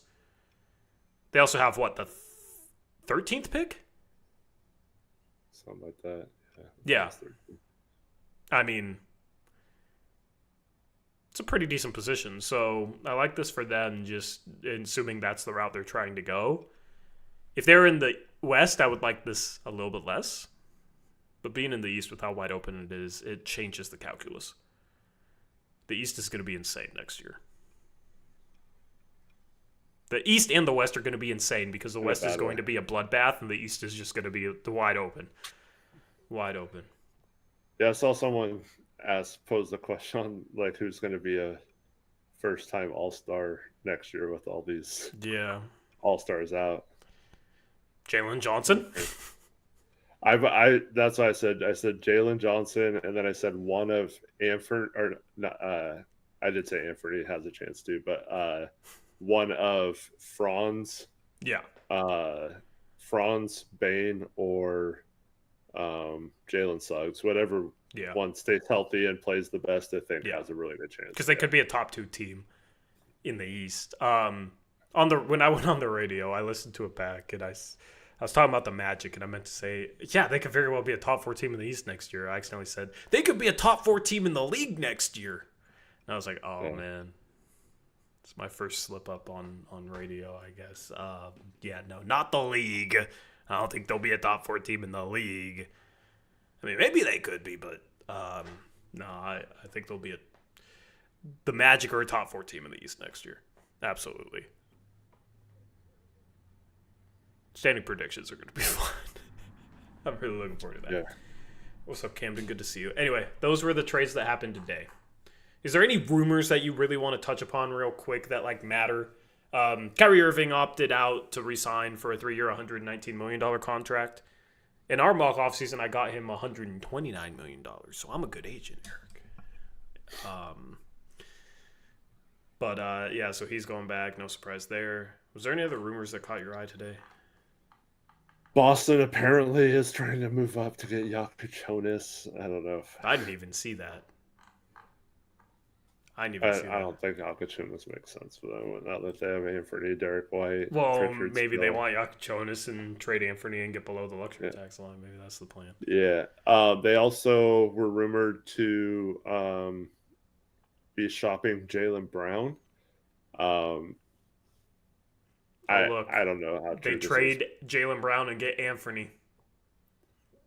Yeah. But they. What if they trade Jaylen Brown for the 3rd pick?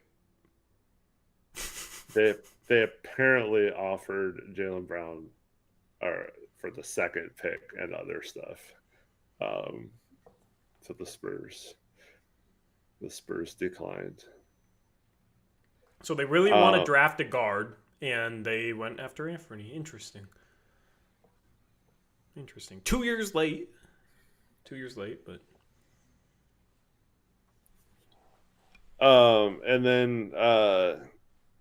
Yeah, I think now that they got the Porzingis and Jrue trades done, I mean they might still trade Jaylen Brown just because having 2 players making that much salary still might be tough to build around long term, but I don't know. I feel like they're kind of at a good place now. Yeah.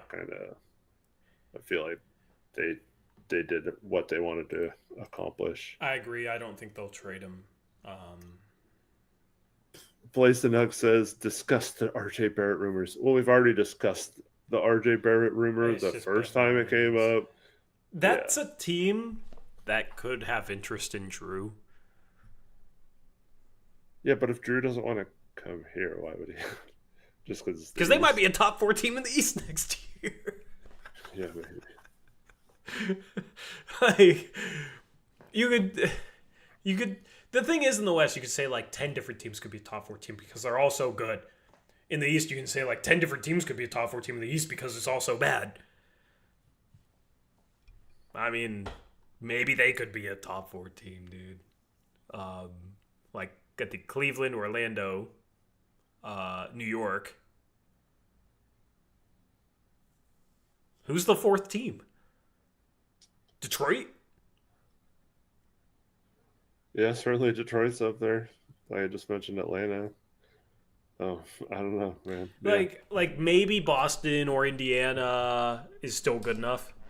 Or Milwaukee, even. They have Giannis. You know what I mean? Like, can't completely write off these Philadelphia teams. just has a miraculous healthier. Well, yeah, Philadelphia, if they're healthy, I think is right up there with like Detroit and. But how can you count on that? Yeah, I mean, but they have the 3rd pick, so they're going to add more depth. So they're going to be a little bit better positioned to absorb a loss or absorb injuries. So, yeah, I think Philadelphia will be in the top 6. Unless they have a completely terrible injury luck year again. Anyway. Let's do the smoke draft, Eric. I'm really looking forward to this. I think what we do is we flip a coin for who gets odds and who gets evens. Do you have a coin on you? Oh, I have a coin right here. All right. Do you want odds or evens? I don't care. Okay. You can pick. Heads your odds, tails your evens. Okay, heads your odds. All right. It's heads. Your odds. You get the Blazers. You get the Blazers. So the way we're going to do this, we're going to... I said opposite. Huh? I thought you said the opposite if it was heads, but it's fine. I don't. Chat, did I say if it's heads, he's odds? If it's tails, he's even? We got to go by the coin.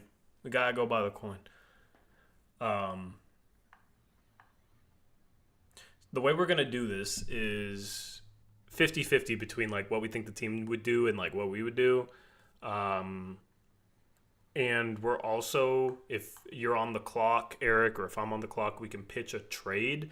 The other person has to basically accept it on behalf of the other team. Like, think it's good enough for the other team. It was something we've never done before, but I think it could be really fun, especially with some of the rumors. Okay? I think the way we start this off is just like, real quick, to save time, Cooper Flag, Dylan Harper, yep? Yep. All right. So now you're at 3, and the rumor today was the Sixers, they're either going to take Edgecombe or they are going to trade the 3rd pick.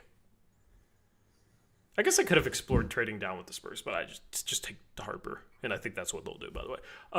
So,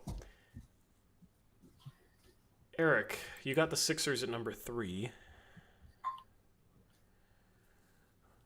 What would you like to do? I'll just take Edgecombe. Alrighty.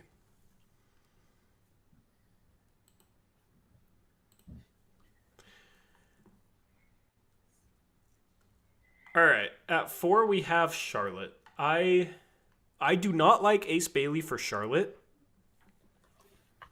This would be a team that I would definitely try and trade down. I feel like they need more of an infusion of young talent, and I feel like the guy they would maybe draft it for could be there at, say, 7 or 8.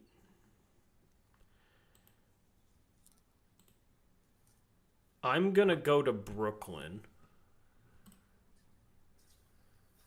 I'm going to offer. We're going to have to trade 22 to him, but 4 for 8, 19, and 22. Yeah. 4 for 8, 19, and 22, Eric. Would you take that if you're the Nets? Yes. All right. 8, 19. Okay, let me type it in here. We're going to have to remember when we get to 22 because they haven't updated that. Brooklyn gets number 4.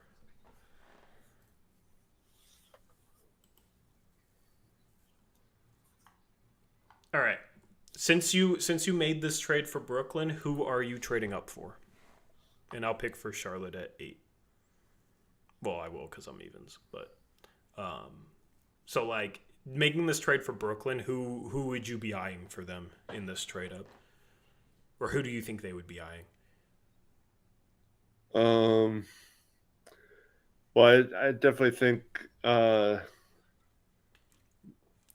could trade Claxton and draft Malawach here, but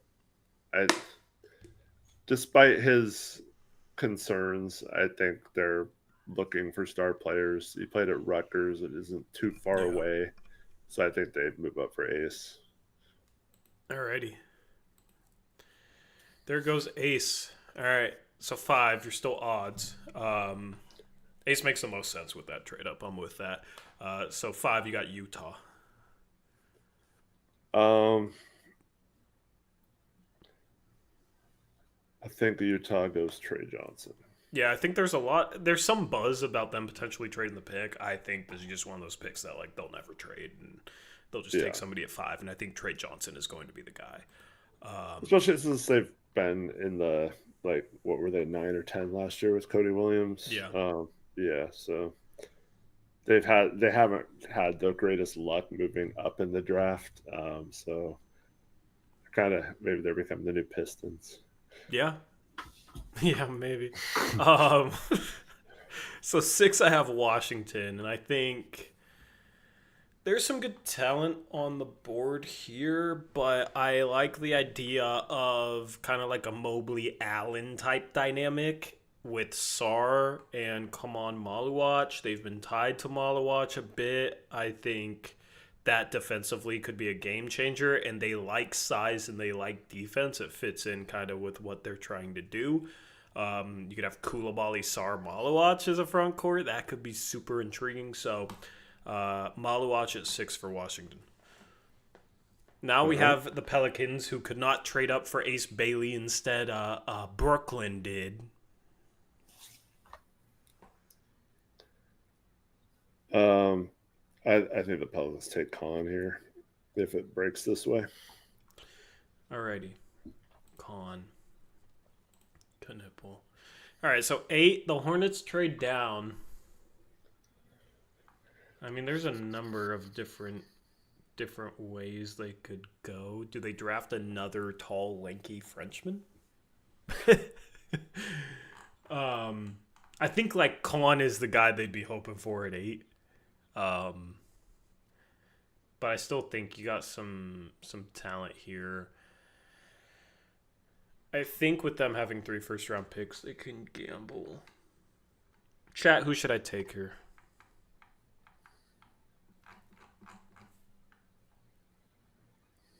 I think trading down to 7 is maybe a little bit better for them just because they get Knipple or Malawach most likely, or Trey Johnson.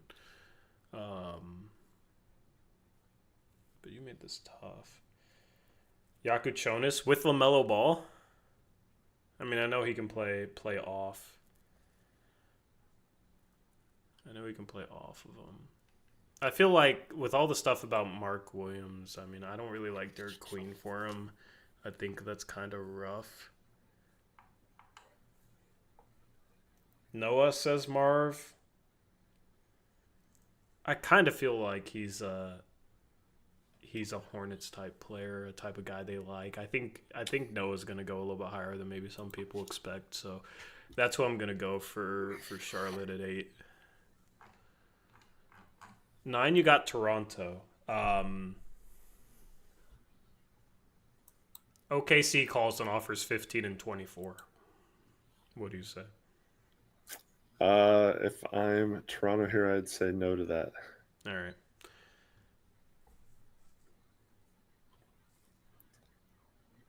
Because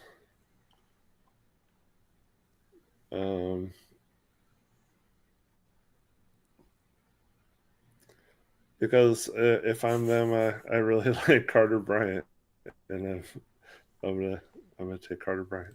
Alrighty. Carter Bryant. Trevin, good memory. He says Tori's still sticking with the Noah is Salon thing from September. Yeah, he's better than Salon. I remember that. That's funny. If you were the Suns, would you trade down from 10 to 15 and 24? Like, I get to decide, but I just want to know if you would. Is Gabe here?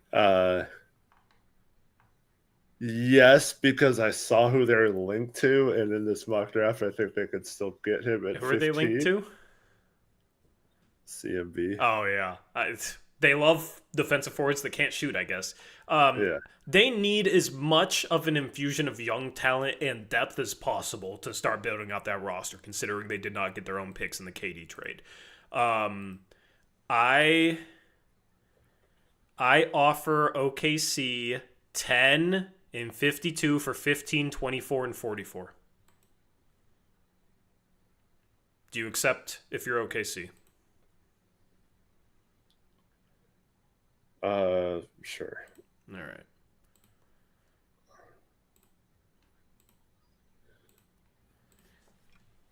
All right, so OKC gets number 10, number 52. Phoenix gets... I hope Gabe's here. I'm wheeling and dealing for his team, man. 15, number 24, and number 44. All right. So with this pick for OKC...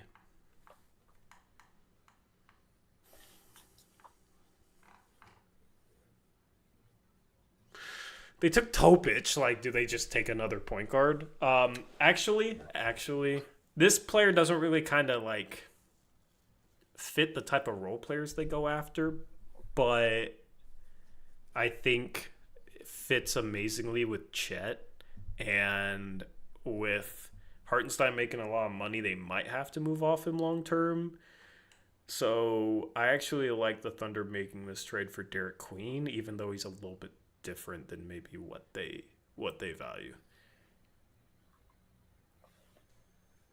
Because I think Queen next to Chet is great. Let me fix this. All right. Get out of the way, Ad. Let me confirm the pick. Okay. Portland at 11, Eric. You have Yaku Chonis and Jeremiah Fears on the board, which I am a lot higher on Jeremiah Fears. I just haven't. And Yegor Demon. Yeah, and Yegor Demon. And Cedric Coward, Nick Clifford. Like, if I was Portland with, like, Coward and Yaku Chonis and Demon on the board, even Nick Clifford, I'd be hoping to trade down to 15 and 24. Yeah, but that has just been... That has not happened. Although I guess the Suns could trade 15 and 24 back up to 11 here. Yeah, they just basically trade from 10 to 11 and get 44 for 52. I guess that's a move. If Carter Bryant was there at 10 for the Suns, I would have taken him, by the way. I wouldn't have done the trade. I think as much as I want to take Coward here, and I would definitely, I mean, it would be between Fears and Coward in my mind at this, if it was just strictly me picking. Yeah. I'd probably just take Coward. Yeah. for all the reasons you mentioned earlier in the stream. All right, Cedric Coward. My No, guy. Oh, you're not no, taking him? no. I'm saying if I was picking, Oh, I don't believe the Blazers are picking him here. okay. So I think if this is how the board breaks, it's either Jonas or Demon, and I think in recent days if this was a few days ago, I would have said 100% they're taking Demon here, move on, no question. But I think Jonas is, along with Carter Bryant, who I'm sure they're disappointed is not on the board anymore either. Jonas even with Jrue, like. Yeah, let's just.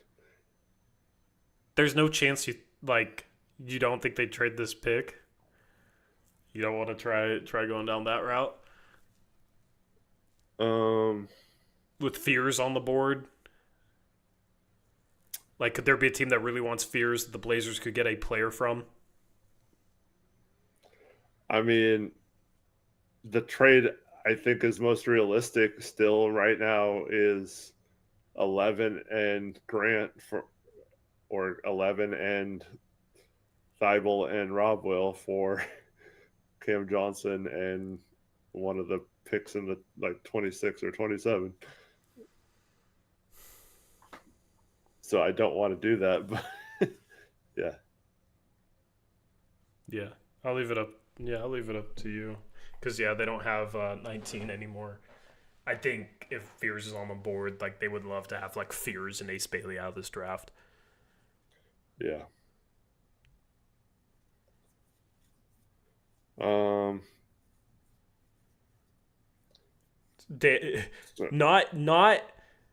Not DMs as stop not happening. Guess what? We're not going to perfectly predict the draft right now, okay?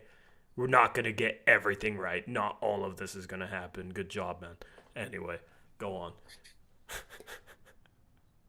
I'll stick with Jonas because I think if we trade it, there's a lot of, I guess there's rumors teams are trying to move up for Jonas. So yeah, I'll just say the 11th pick ends up being Jonas. It's just funny that we're back to the 4-guard thing that we had with Brogdon and Ant and Scoot and Sharp. Instead, it's Jrue and Jonas instead of Brogdon and Ant. At least Jonas is young. It would just be funny, I would say though that whoever they picked here, I mean, I think if they pick a forward, maybe they get a little bit of playing time. But if they pick one of the guards, it's strictly with the kind of 2 timeline thing still in mind, where they're not saying we have 4 guards, they're saying we have 3 guards and a developmental prospect. Yep. Chicago at 12. Is there a trade that would make sense for that? Once again, though, I would have taken Cedric Coward there if it was. Yeah, I would have as well. I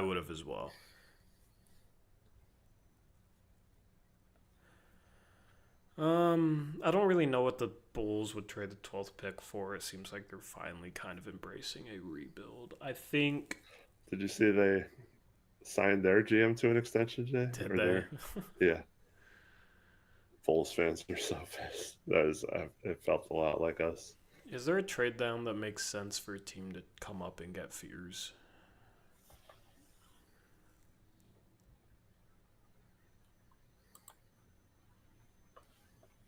$17 is Minnesota. 18 Washington. None of these teams make sense, man. Phoenix might.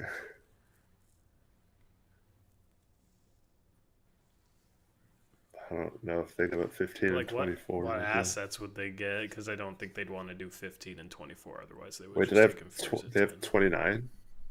Yeah, they have 29.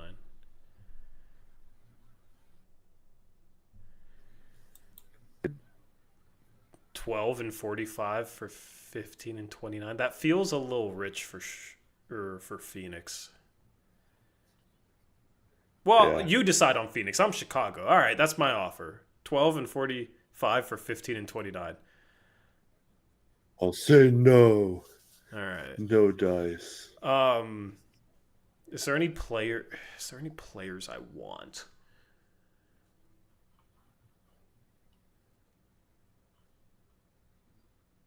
Wait, what if I'll trade 12 for 15 straight up? How much money does Phoenix have to save? Or is there a contract they could trade out for Patrick Williams?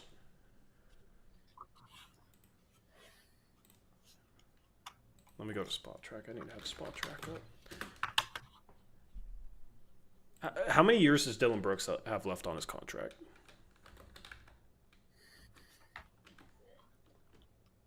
I don't know. I'm not able to check anything on my computer right now. It's having some issues. Oh, okay.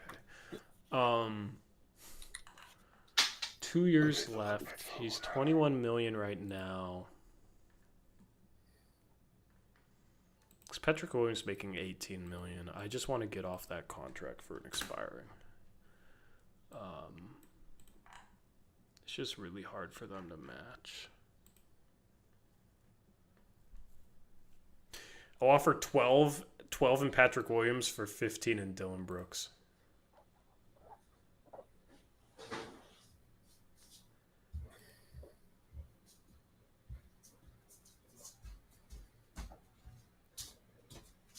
That's such a weird trade. I guess they'd do that. Would you do it if you were the Suns? As much as I hate Dylan Brooks, I'd probably keep him. I think I'm fine with the way the board's breaking if I'm at 15 right now. All right. 2 future seconds as well. That doesn't sway me. All right. All right. I think this kind of feels like a Danny Wolf team in a weird way. Does it not? Maybe. It also feels like a CMB team. They need a center of the future. I mean, Demon makes no sense with Giddey. I think they just go best player available. I think Kobe White's on the last year of his deal. I would explore trading him, and you have Giddey and Fears as like your playmakers. And Fears, I mean, the thing is, you don't even have to trade Kobe White. Fears is going to take some time. So Fears at 12 to Chicago.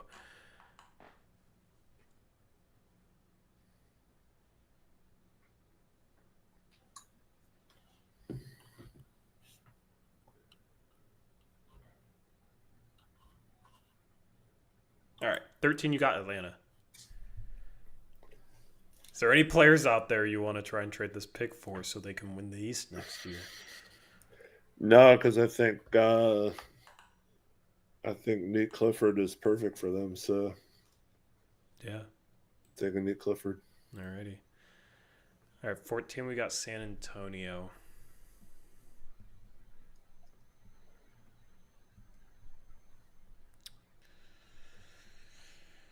I kind of do like Cam Johnson for San Antonio. But I just don't know what salary I'd offer. And also, it'd be down to 26. Let me look up the Spurs real quick. Basically, I'm going to offer 14 and a salary to match for Cam Johnson in 26. I don't know if at this point there's... Yeah, my offer is 14 and Keldon Johnson for Cam Johnson in 26. I hate Keldon Johnson.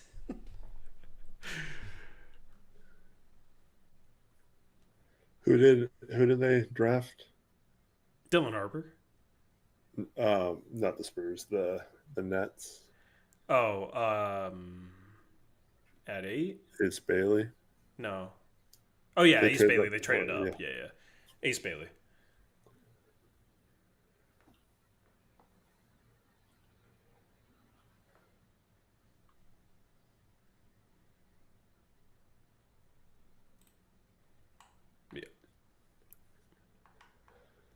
Um, what do you think, chat?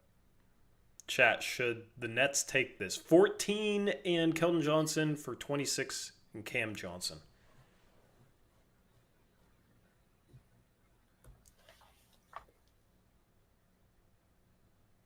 We got one yes.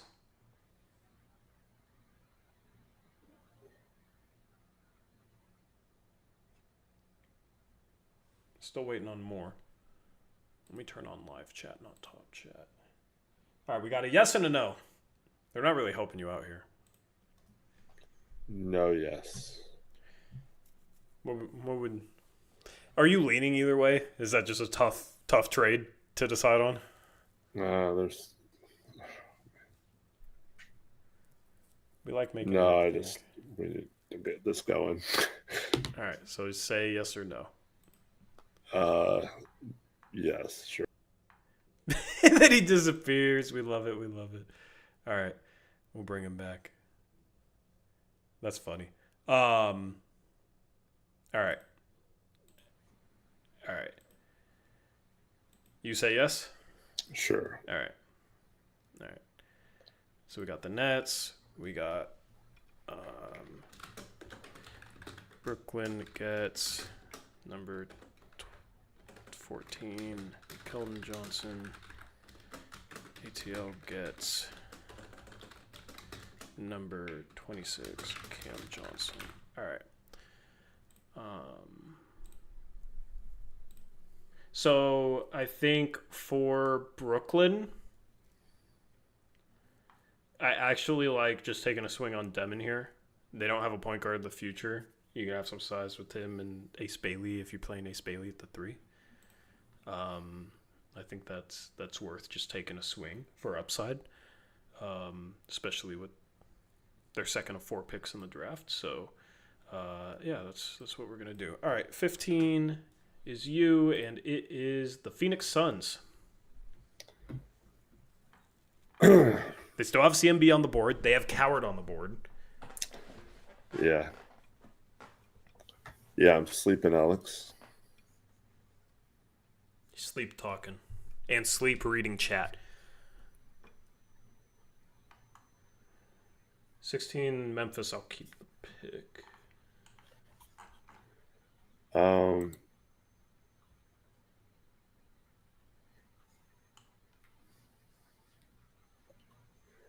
Well, like I said, they're linked to Colin Murray Boyles, so I'll just take him.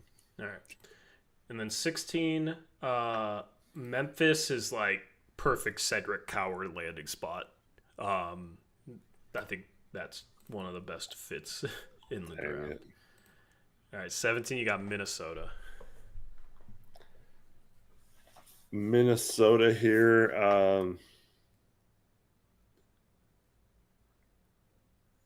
Yeah. Are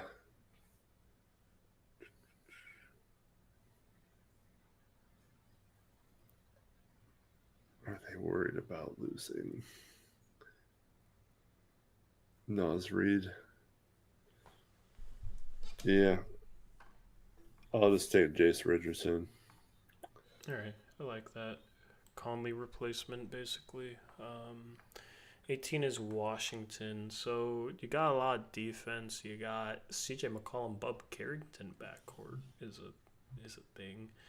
I don't know who they were tied to. It's got Keontae George.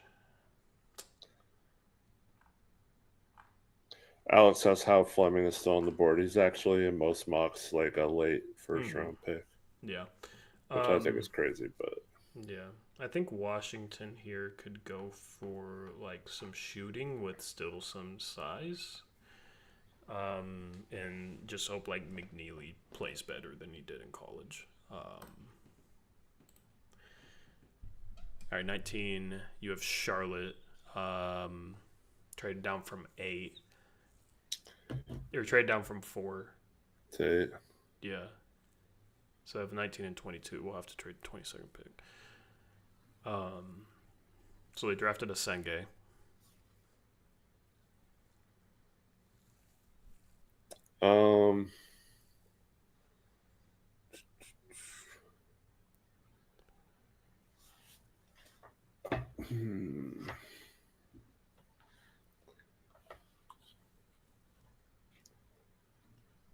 I'm gonna go a little.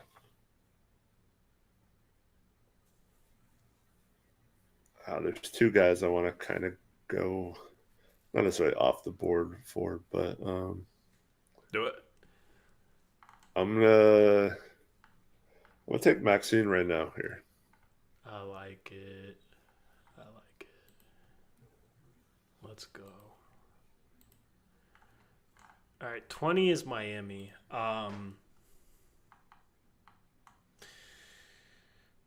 Like, they've been playing hero at point, but they don't really have a point guard. But he can handle some point guard duties. I think Walter Clayton. I can also see them being a Will Riley team. I'll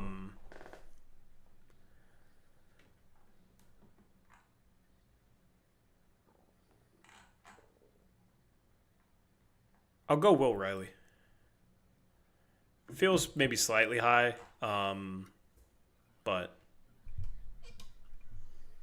all right. 21 Utah. They took Trey Johnson at 5.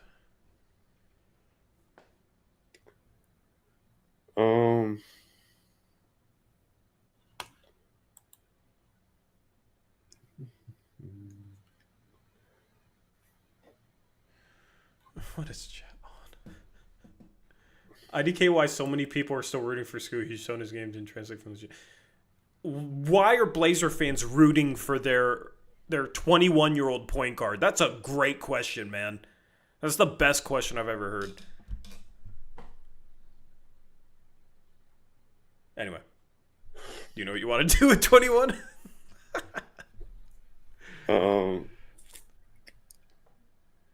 I'm gonna take Danny Wolf. All right, Danny Wolf. Utah's hard to pick with because they got like prospects at every position.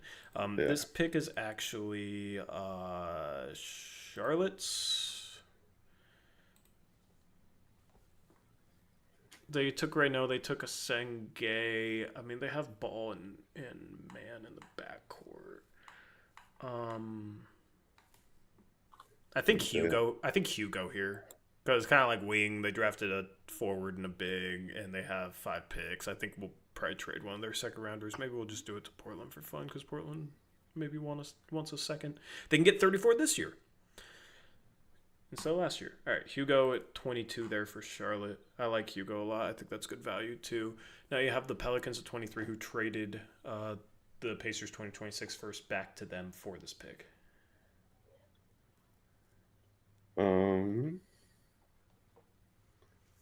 Who did they take earlier? Knipple. Yeah.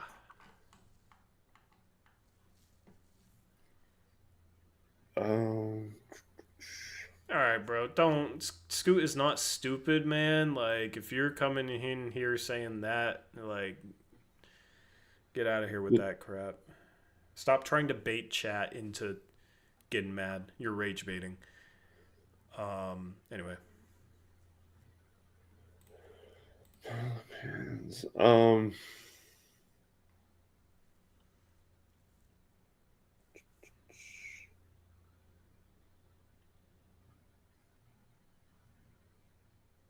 gonna take Thomas Sorber for them. Alrighty.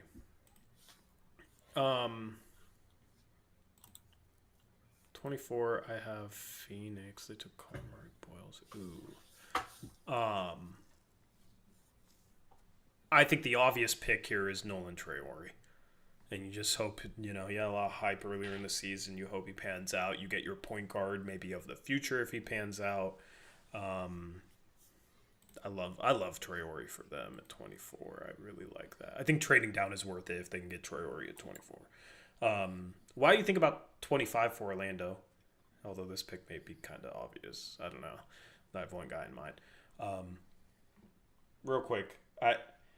Chat doesn't make sense right now. So this dude is saying, we have this guy basically saying, why are Blazer fans still rooting for Scoot? And then we have another guy coming in saying that dude's speaking facts and people are just being sensitive because you don't like his opinion.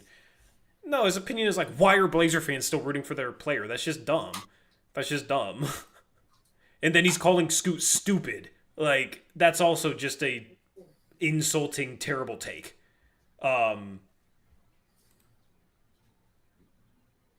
Also, how is he speaking facts by speaking his opinion? Learn what a fact and an opinion is. Um, done with the rage baiting. Anyway, who are you taking at 25? I would say Behringer for him. It's not who I was thinking, but I do think Behringer could very well be off the board by this point. Yeah, I think he's gonna go higher. Just Yeah. kind of forgot about him down there. Yeah. 26, San Antonio took Dylan Harper. They traded down to this pick. Actually, Fleming is a great fit here, I think. I actually really like Fleming here. Man, Harper and Fleming, I'd be jealous. Yeah, trading. I forget who got taken. Wait, who got. Yegor, they basically traded Yegor and Keldon Johnson for Fleming and Cam Johnson. I like it. 27, we got Brooklyn, who took Ace Bailey and Yegor Demon.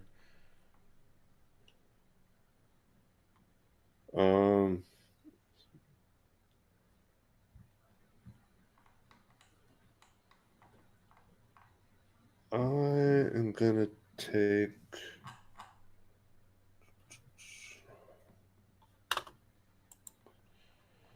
I hope we trade down if Bryant goes early. Yeah, I think a trade down could make a ton of sense to OKC. But then they draft a future star at 11, and we hate ourselves. I'm just gonna take Walter Clayton Jr. Alrighty. I do like Clayton next to Demon if they both pan out. I think that's a fun fit. 28, Boston.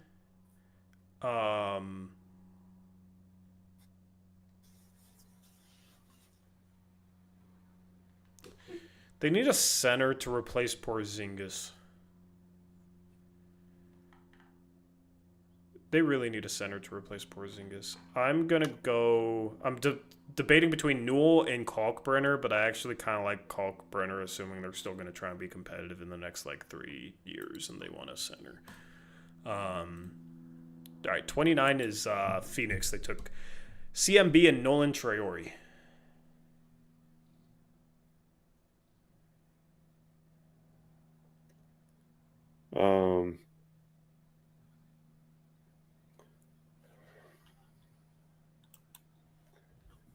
Man, why? Can you hear me? Yeah. Yeah, it seemed like you were lagging, but I can hear you. Can you hear me? I am lagging. Let's see. Yeah. I agree. Scoot isn't stupid, but They took Traore and who? CMB. Oh, right. Check comments says Scoot isn't stupid, but he has low basketball IQ. Based on what? What reads does he struggle making? What reads does he fail to make? Just because he's aggressive and turns over the ball doesn't mean he has a low basketball IQ. That means he forces the issue. And maybe needs to tighten up his handle and etc. What are we talking about? Anyway, do you know you want at 29 to save Gabe's sons? I know who Gabe I'm was. just gonna... Nice. I'm just gonna take Asian Newell. Yeah, I think that's good value. Newell. Yeah. Gabe loves Who did Gabe want? Theoro, which I respect. But they got CMB. It didn't make sense. Yeah. Another forward that can't shoot. 30 is the Clippers. I'm kind of just going off gut here. They feel like a Drake Powell team. I don't know why.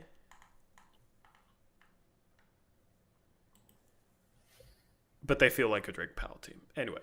31, we got Minnesota. They took Jace at 17. They got some players still on the board. Some names still on the board here.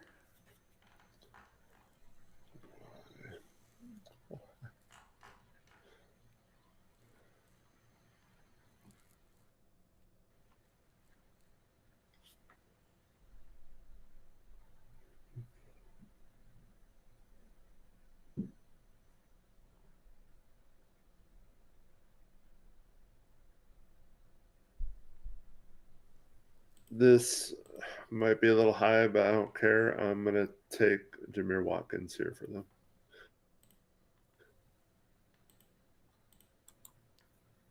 I'll always respect a Jameer Watkins selection. We like it. Where's he ranked? Well, you can hear me. Yeah, I can hear you. Can you hear me? I can now. I couldn't for a minute. That's weird. Yeah, I don't know what's going on. Your computer's saying on you. 32, we have Boston again.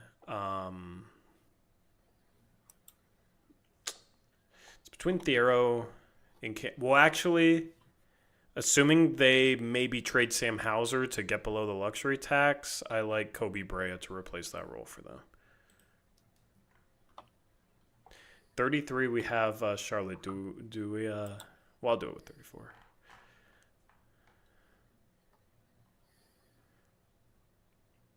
Who do you like for Charlotte? They've gone with 3 international players so far.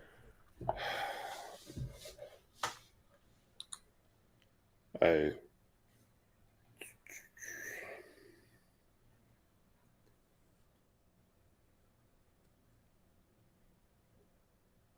could look it up because I sent you the link to my board. Mm-hmm. Yes.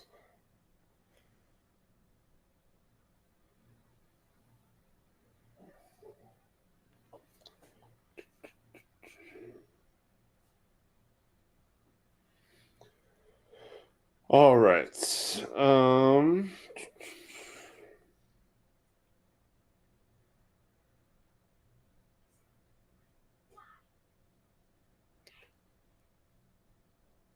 Who did you just pick? Kobe Bryant. All right.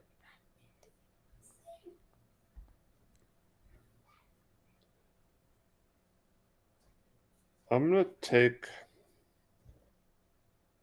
Wait, who have they taken again? Senge, Reynaud, Hugo.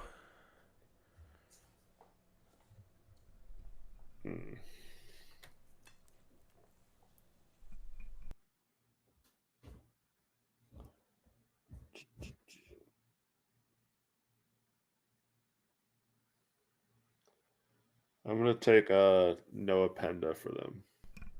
Alrighty. 34. I traded to Portland for 2 or 3 seconds because it's their 5th pick. Portland may be looking for a second right now. Do we have 3 seconds to trade? Yeah, we just traded 2 of them, but I mean we got 3 for.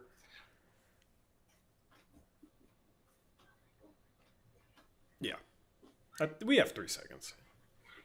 Let's do it. Let's just do it. Let's have some fun.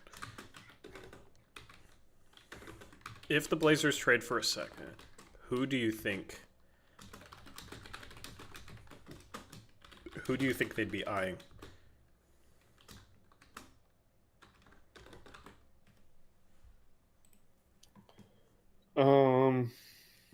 Alex Tui. I feel like Thiero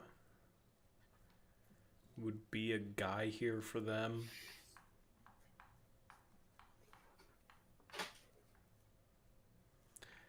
Yeah, like if Thiero falls and the Blazers can trade for a second, just athleticism, defense, and if he can become a shooter, he's going to be at least a good bench player. And, you don't have to play him right away. Like, I think that's the guy.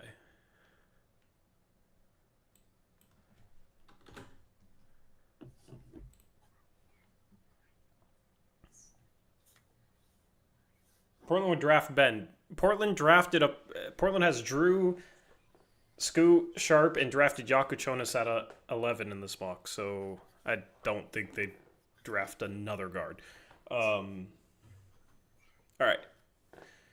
35 is Philly. They took Edgecombe.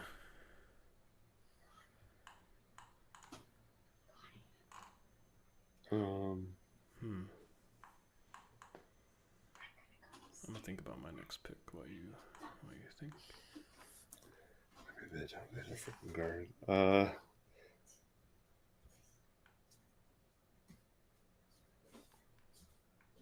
It's like all guards and bigs. Yeah. I'm gonna take Amari Williams for them. I like it. 36. The Nets took Walter Clayton, Jaeger Dim, and Ace Bailey. I feel like Hanson Yang, a center, just take a swing. I could see them being a Hanson Yang team. 37. We got Detroit with their first pick. All right, they haven't had a pick yet. Thoughts on Hanson Yang? I see him being like Olynyk 2.0. It's funny because I just took him and I didn't even see that, but I don't think he's the shooter like Olynyk is, but better low post player. And he can pass.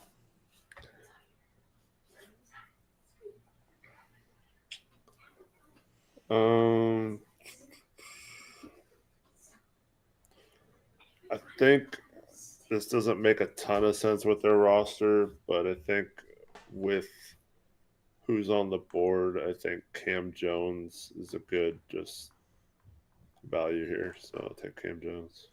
Yep. All right. I think at 38, they took Harper, they took Fleming.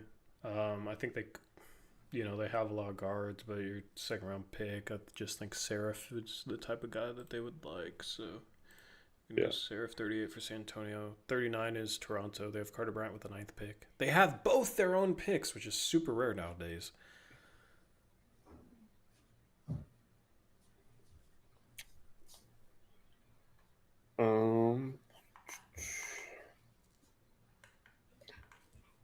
Man.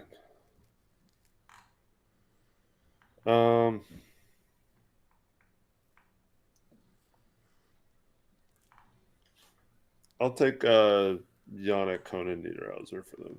All right. I like that. All right. This board is so weird seeing like Dylan Cardwell at 63, like almost in the top 60. This draft sucks at this point. I still think there's going to be a couple steals. It's just, can you be the team to find them? We got Malawach McNeely. I think maybe like a third guard here. I'll take Proctor for them. They like positional size. We're going to keep going with that theme. 41, we got Golden State. For the record, I only have 49 draftable players in this draft. Is Ryan Nembhard one of them? He's in that group right after that. He looked good at the lagging away. There's still 10 more picks that have to be. All right, what team am I? Golden State. Golden State.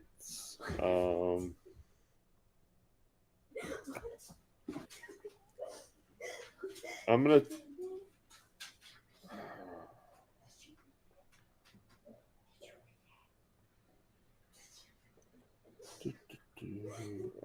take.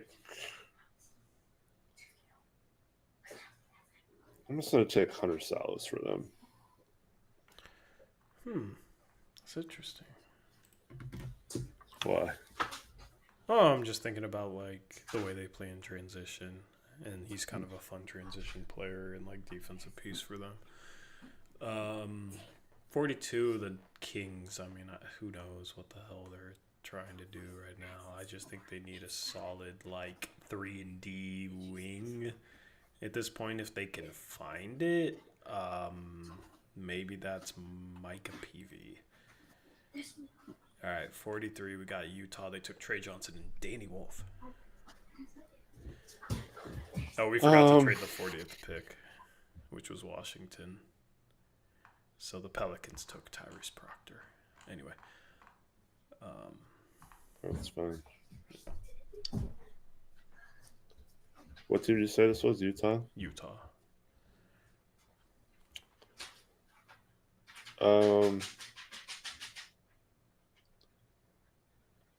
I'm just gonna take Alex Tui for them. Tui. Maybe stash. All right, Suns, Newell, CMB, Traore.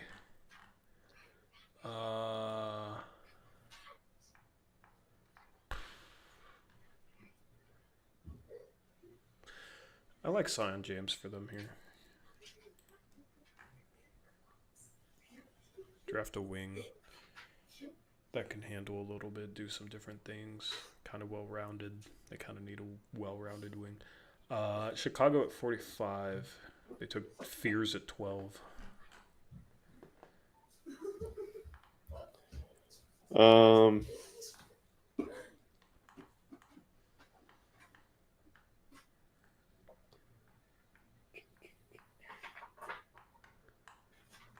gonna have them take Bogle-Jub. Markovich. All right. 46 is Orlando.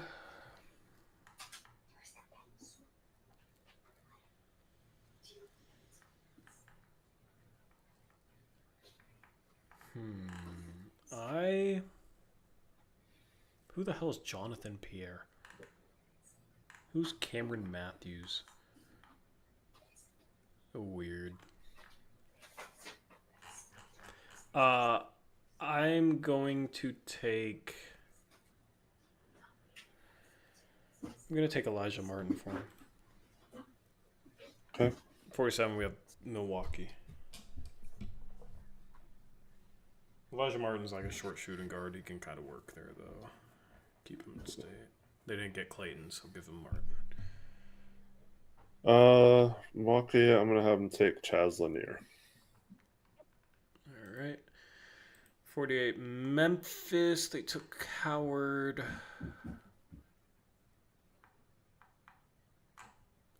Kobe Sanders feels like a Memphis pick. 49, we got Cleveland.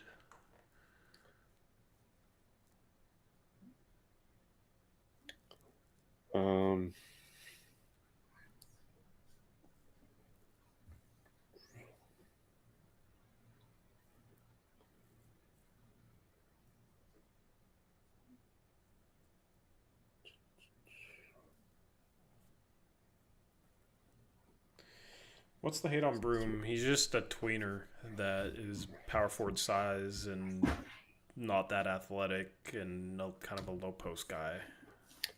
So let's take him for Cleveland. I do think he fits well with Mobley. Yeah. And they need some big depth, so I think that's the right pick at that point. 50, we got New York. I mean, they need depth. Keep him in Madison Square Garden. We'll go RJ Lewis Jr. Is it Lewis? RJ Lewis Jr. All right, 51, you got the Clippers. They took Drake Powell at 30.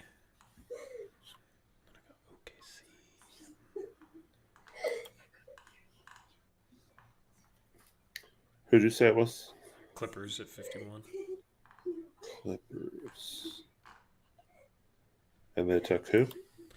Drake Powell. Drake Powell. All right.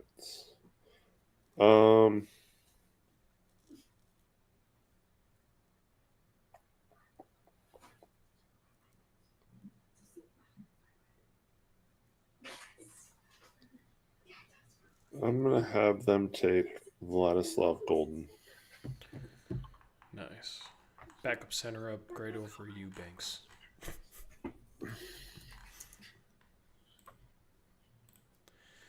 $52, we have the Thunder. They took Queen. This is a two-way guy.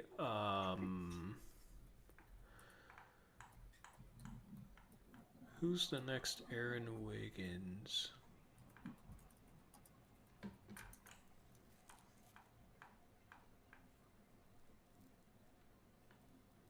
Go Bryce. Actually...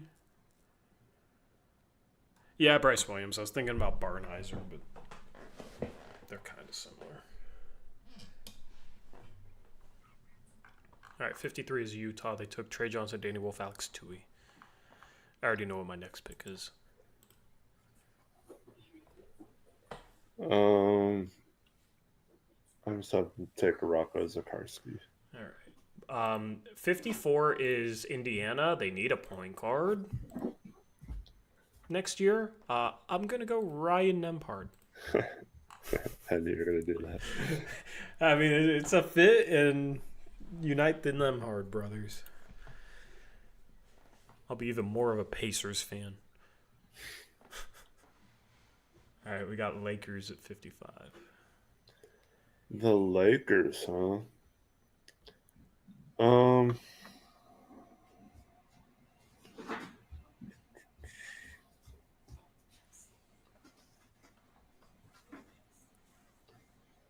I'm going to take Tamar Bates for them.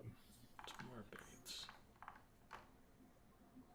RJ Felton, East Carolina. Is that a Raymond Felton relative? Isn't Raymond Felton from the Carolina area? Oh, God. All right, who'd you take? I got distracted. Tamar Bates from Missouri.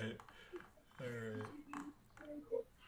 Chat, somebody look it up. Is RJ Felton and Raymond Felton narrative? 56 is forfeited. So let's just... I'll take 57, you take 58, and we'll just finish it that way. 57 is Memphis. They took Coward and Kobe Sanders.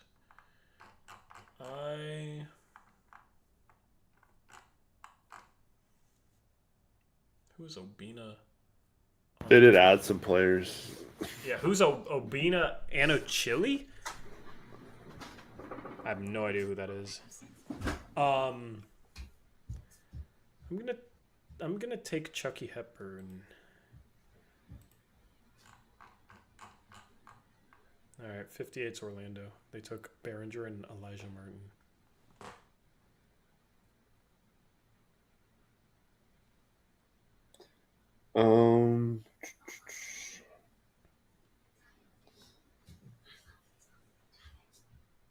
I think at this point,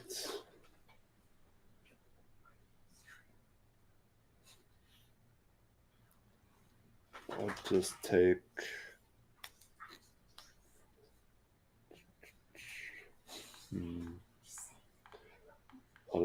Dink Pate, I guess. Dink Pate. All right. 59, we got Cleveland. They took Janai Broom.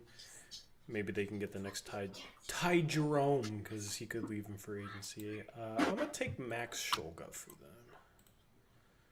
And then 60, we got Phoenix. They took CMB, Traore, Newell, and Sion James. This pick would be a two-way for sure. What team did you say? Phoenix. Sorry, my computer's having. You're good. Phoenix. I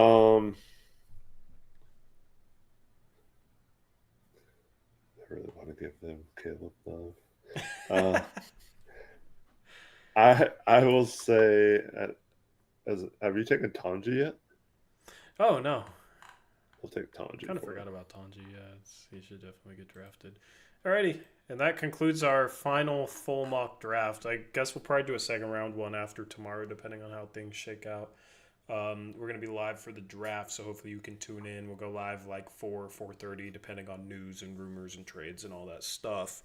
So hopefully you can join us for that. And if you're watching back after the fact and made it through, we appreciate you. You can let us know what you think of our mock draft in the comments section. Let us know who your favorite sleepers are in the comment section. Eric, anything else for this final live stream before the draft? No, thanks everyone for tuning in. Looking forward to tomorrow. Just, if anything, the NBA has already felt crazy this offseason in the past few days with all the trades. Then we had the Bane trade the week before. So just craziness. And then as we saw tonight, there should be a good player at 11. Still hoping they surprise us and take Coward. But yep, should still be a good player regardless of who we take. Yeah. I'm all aboard the Coward train, man. All aboard the Coward train in 11. If they take Carter Bryant over him, I'm cool with that. But yeah. I hope to see you all tomorrow. Yep.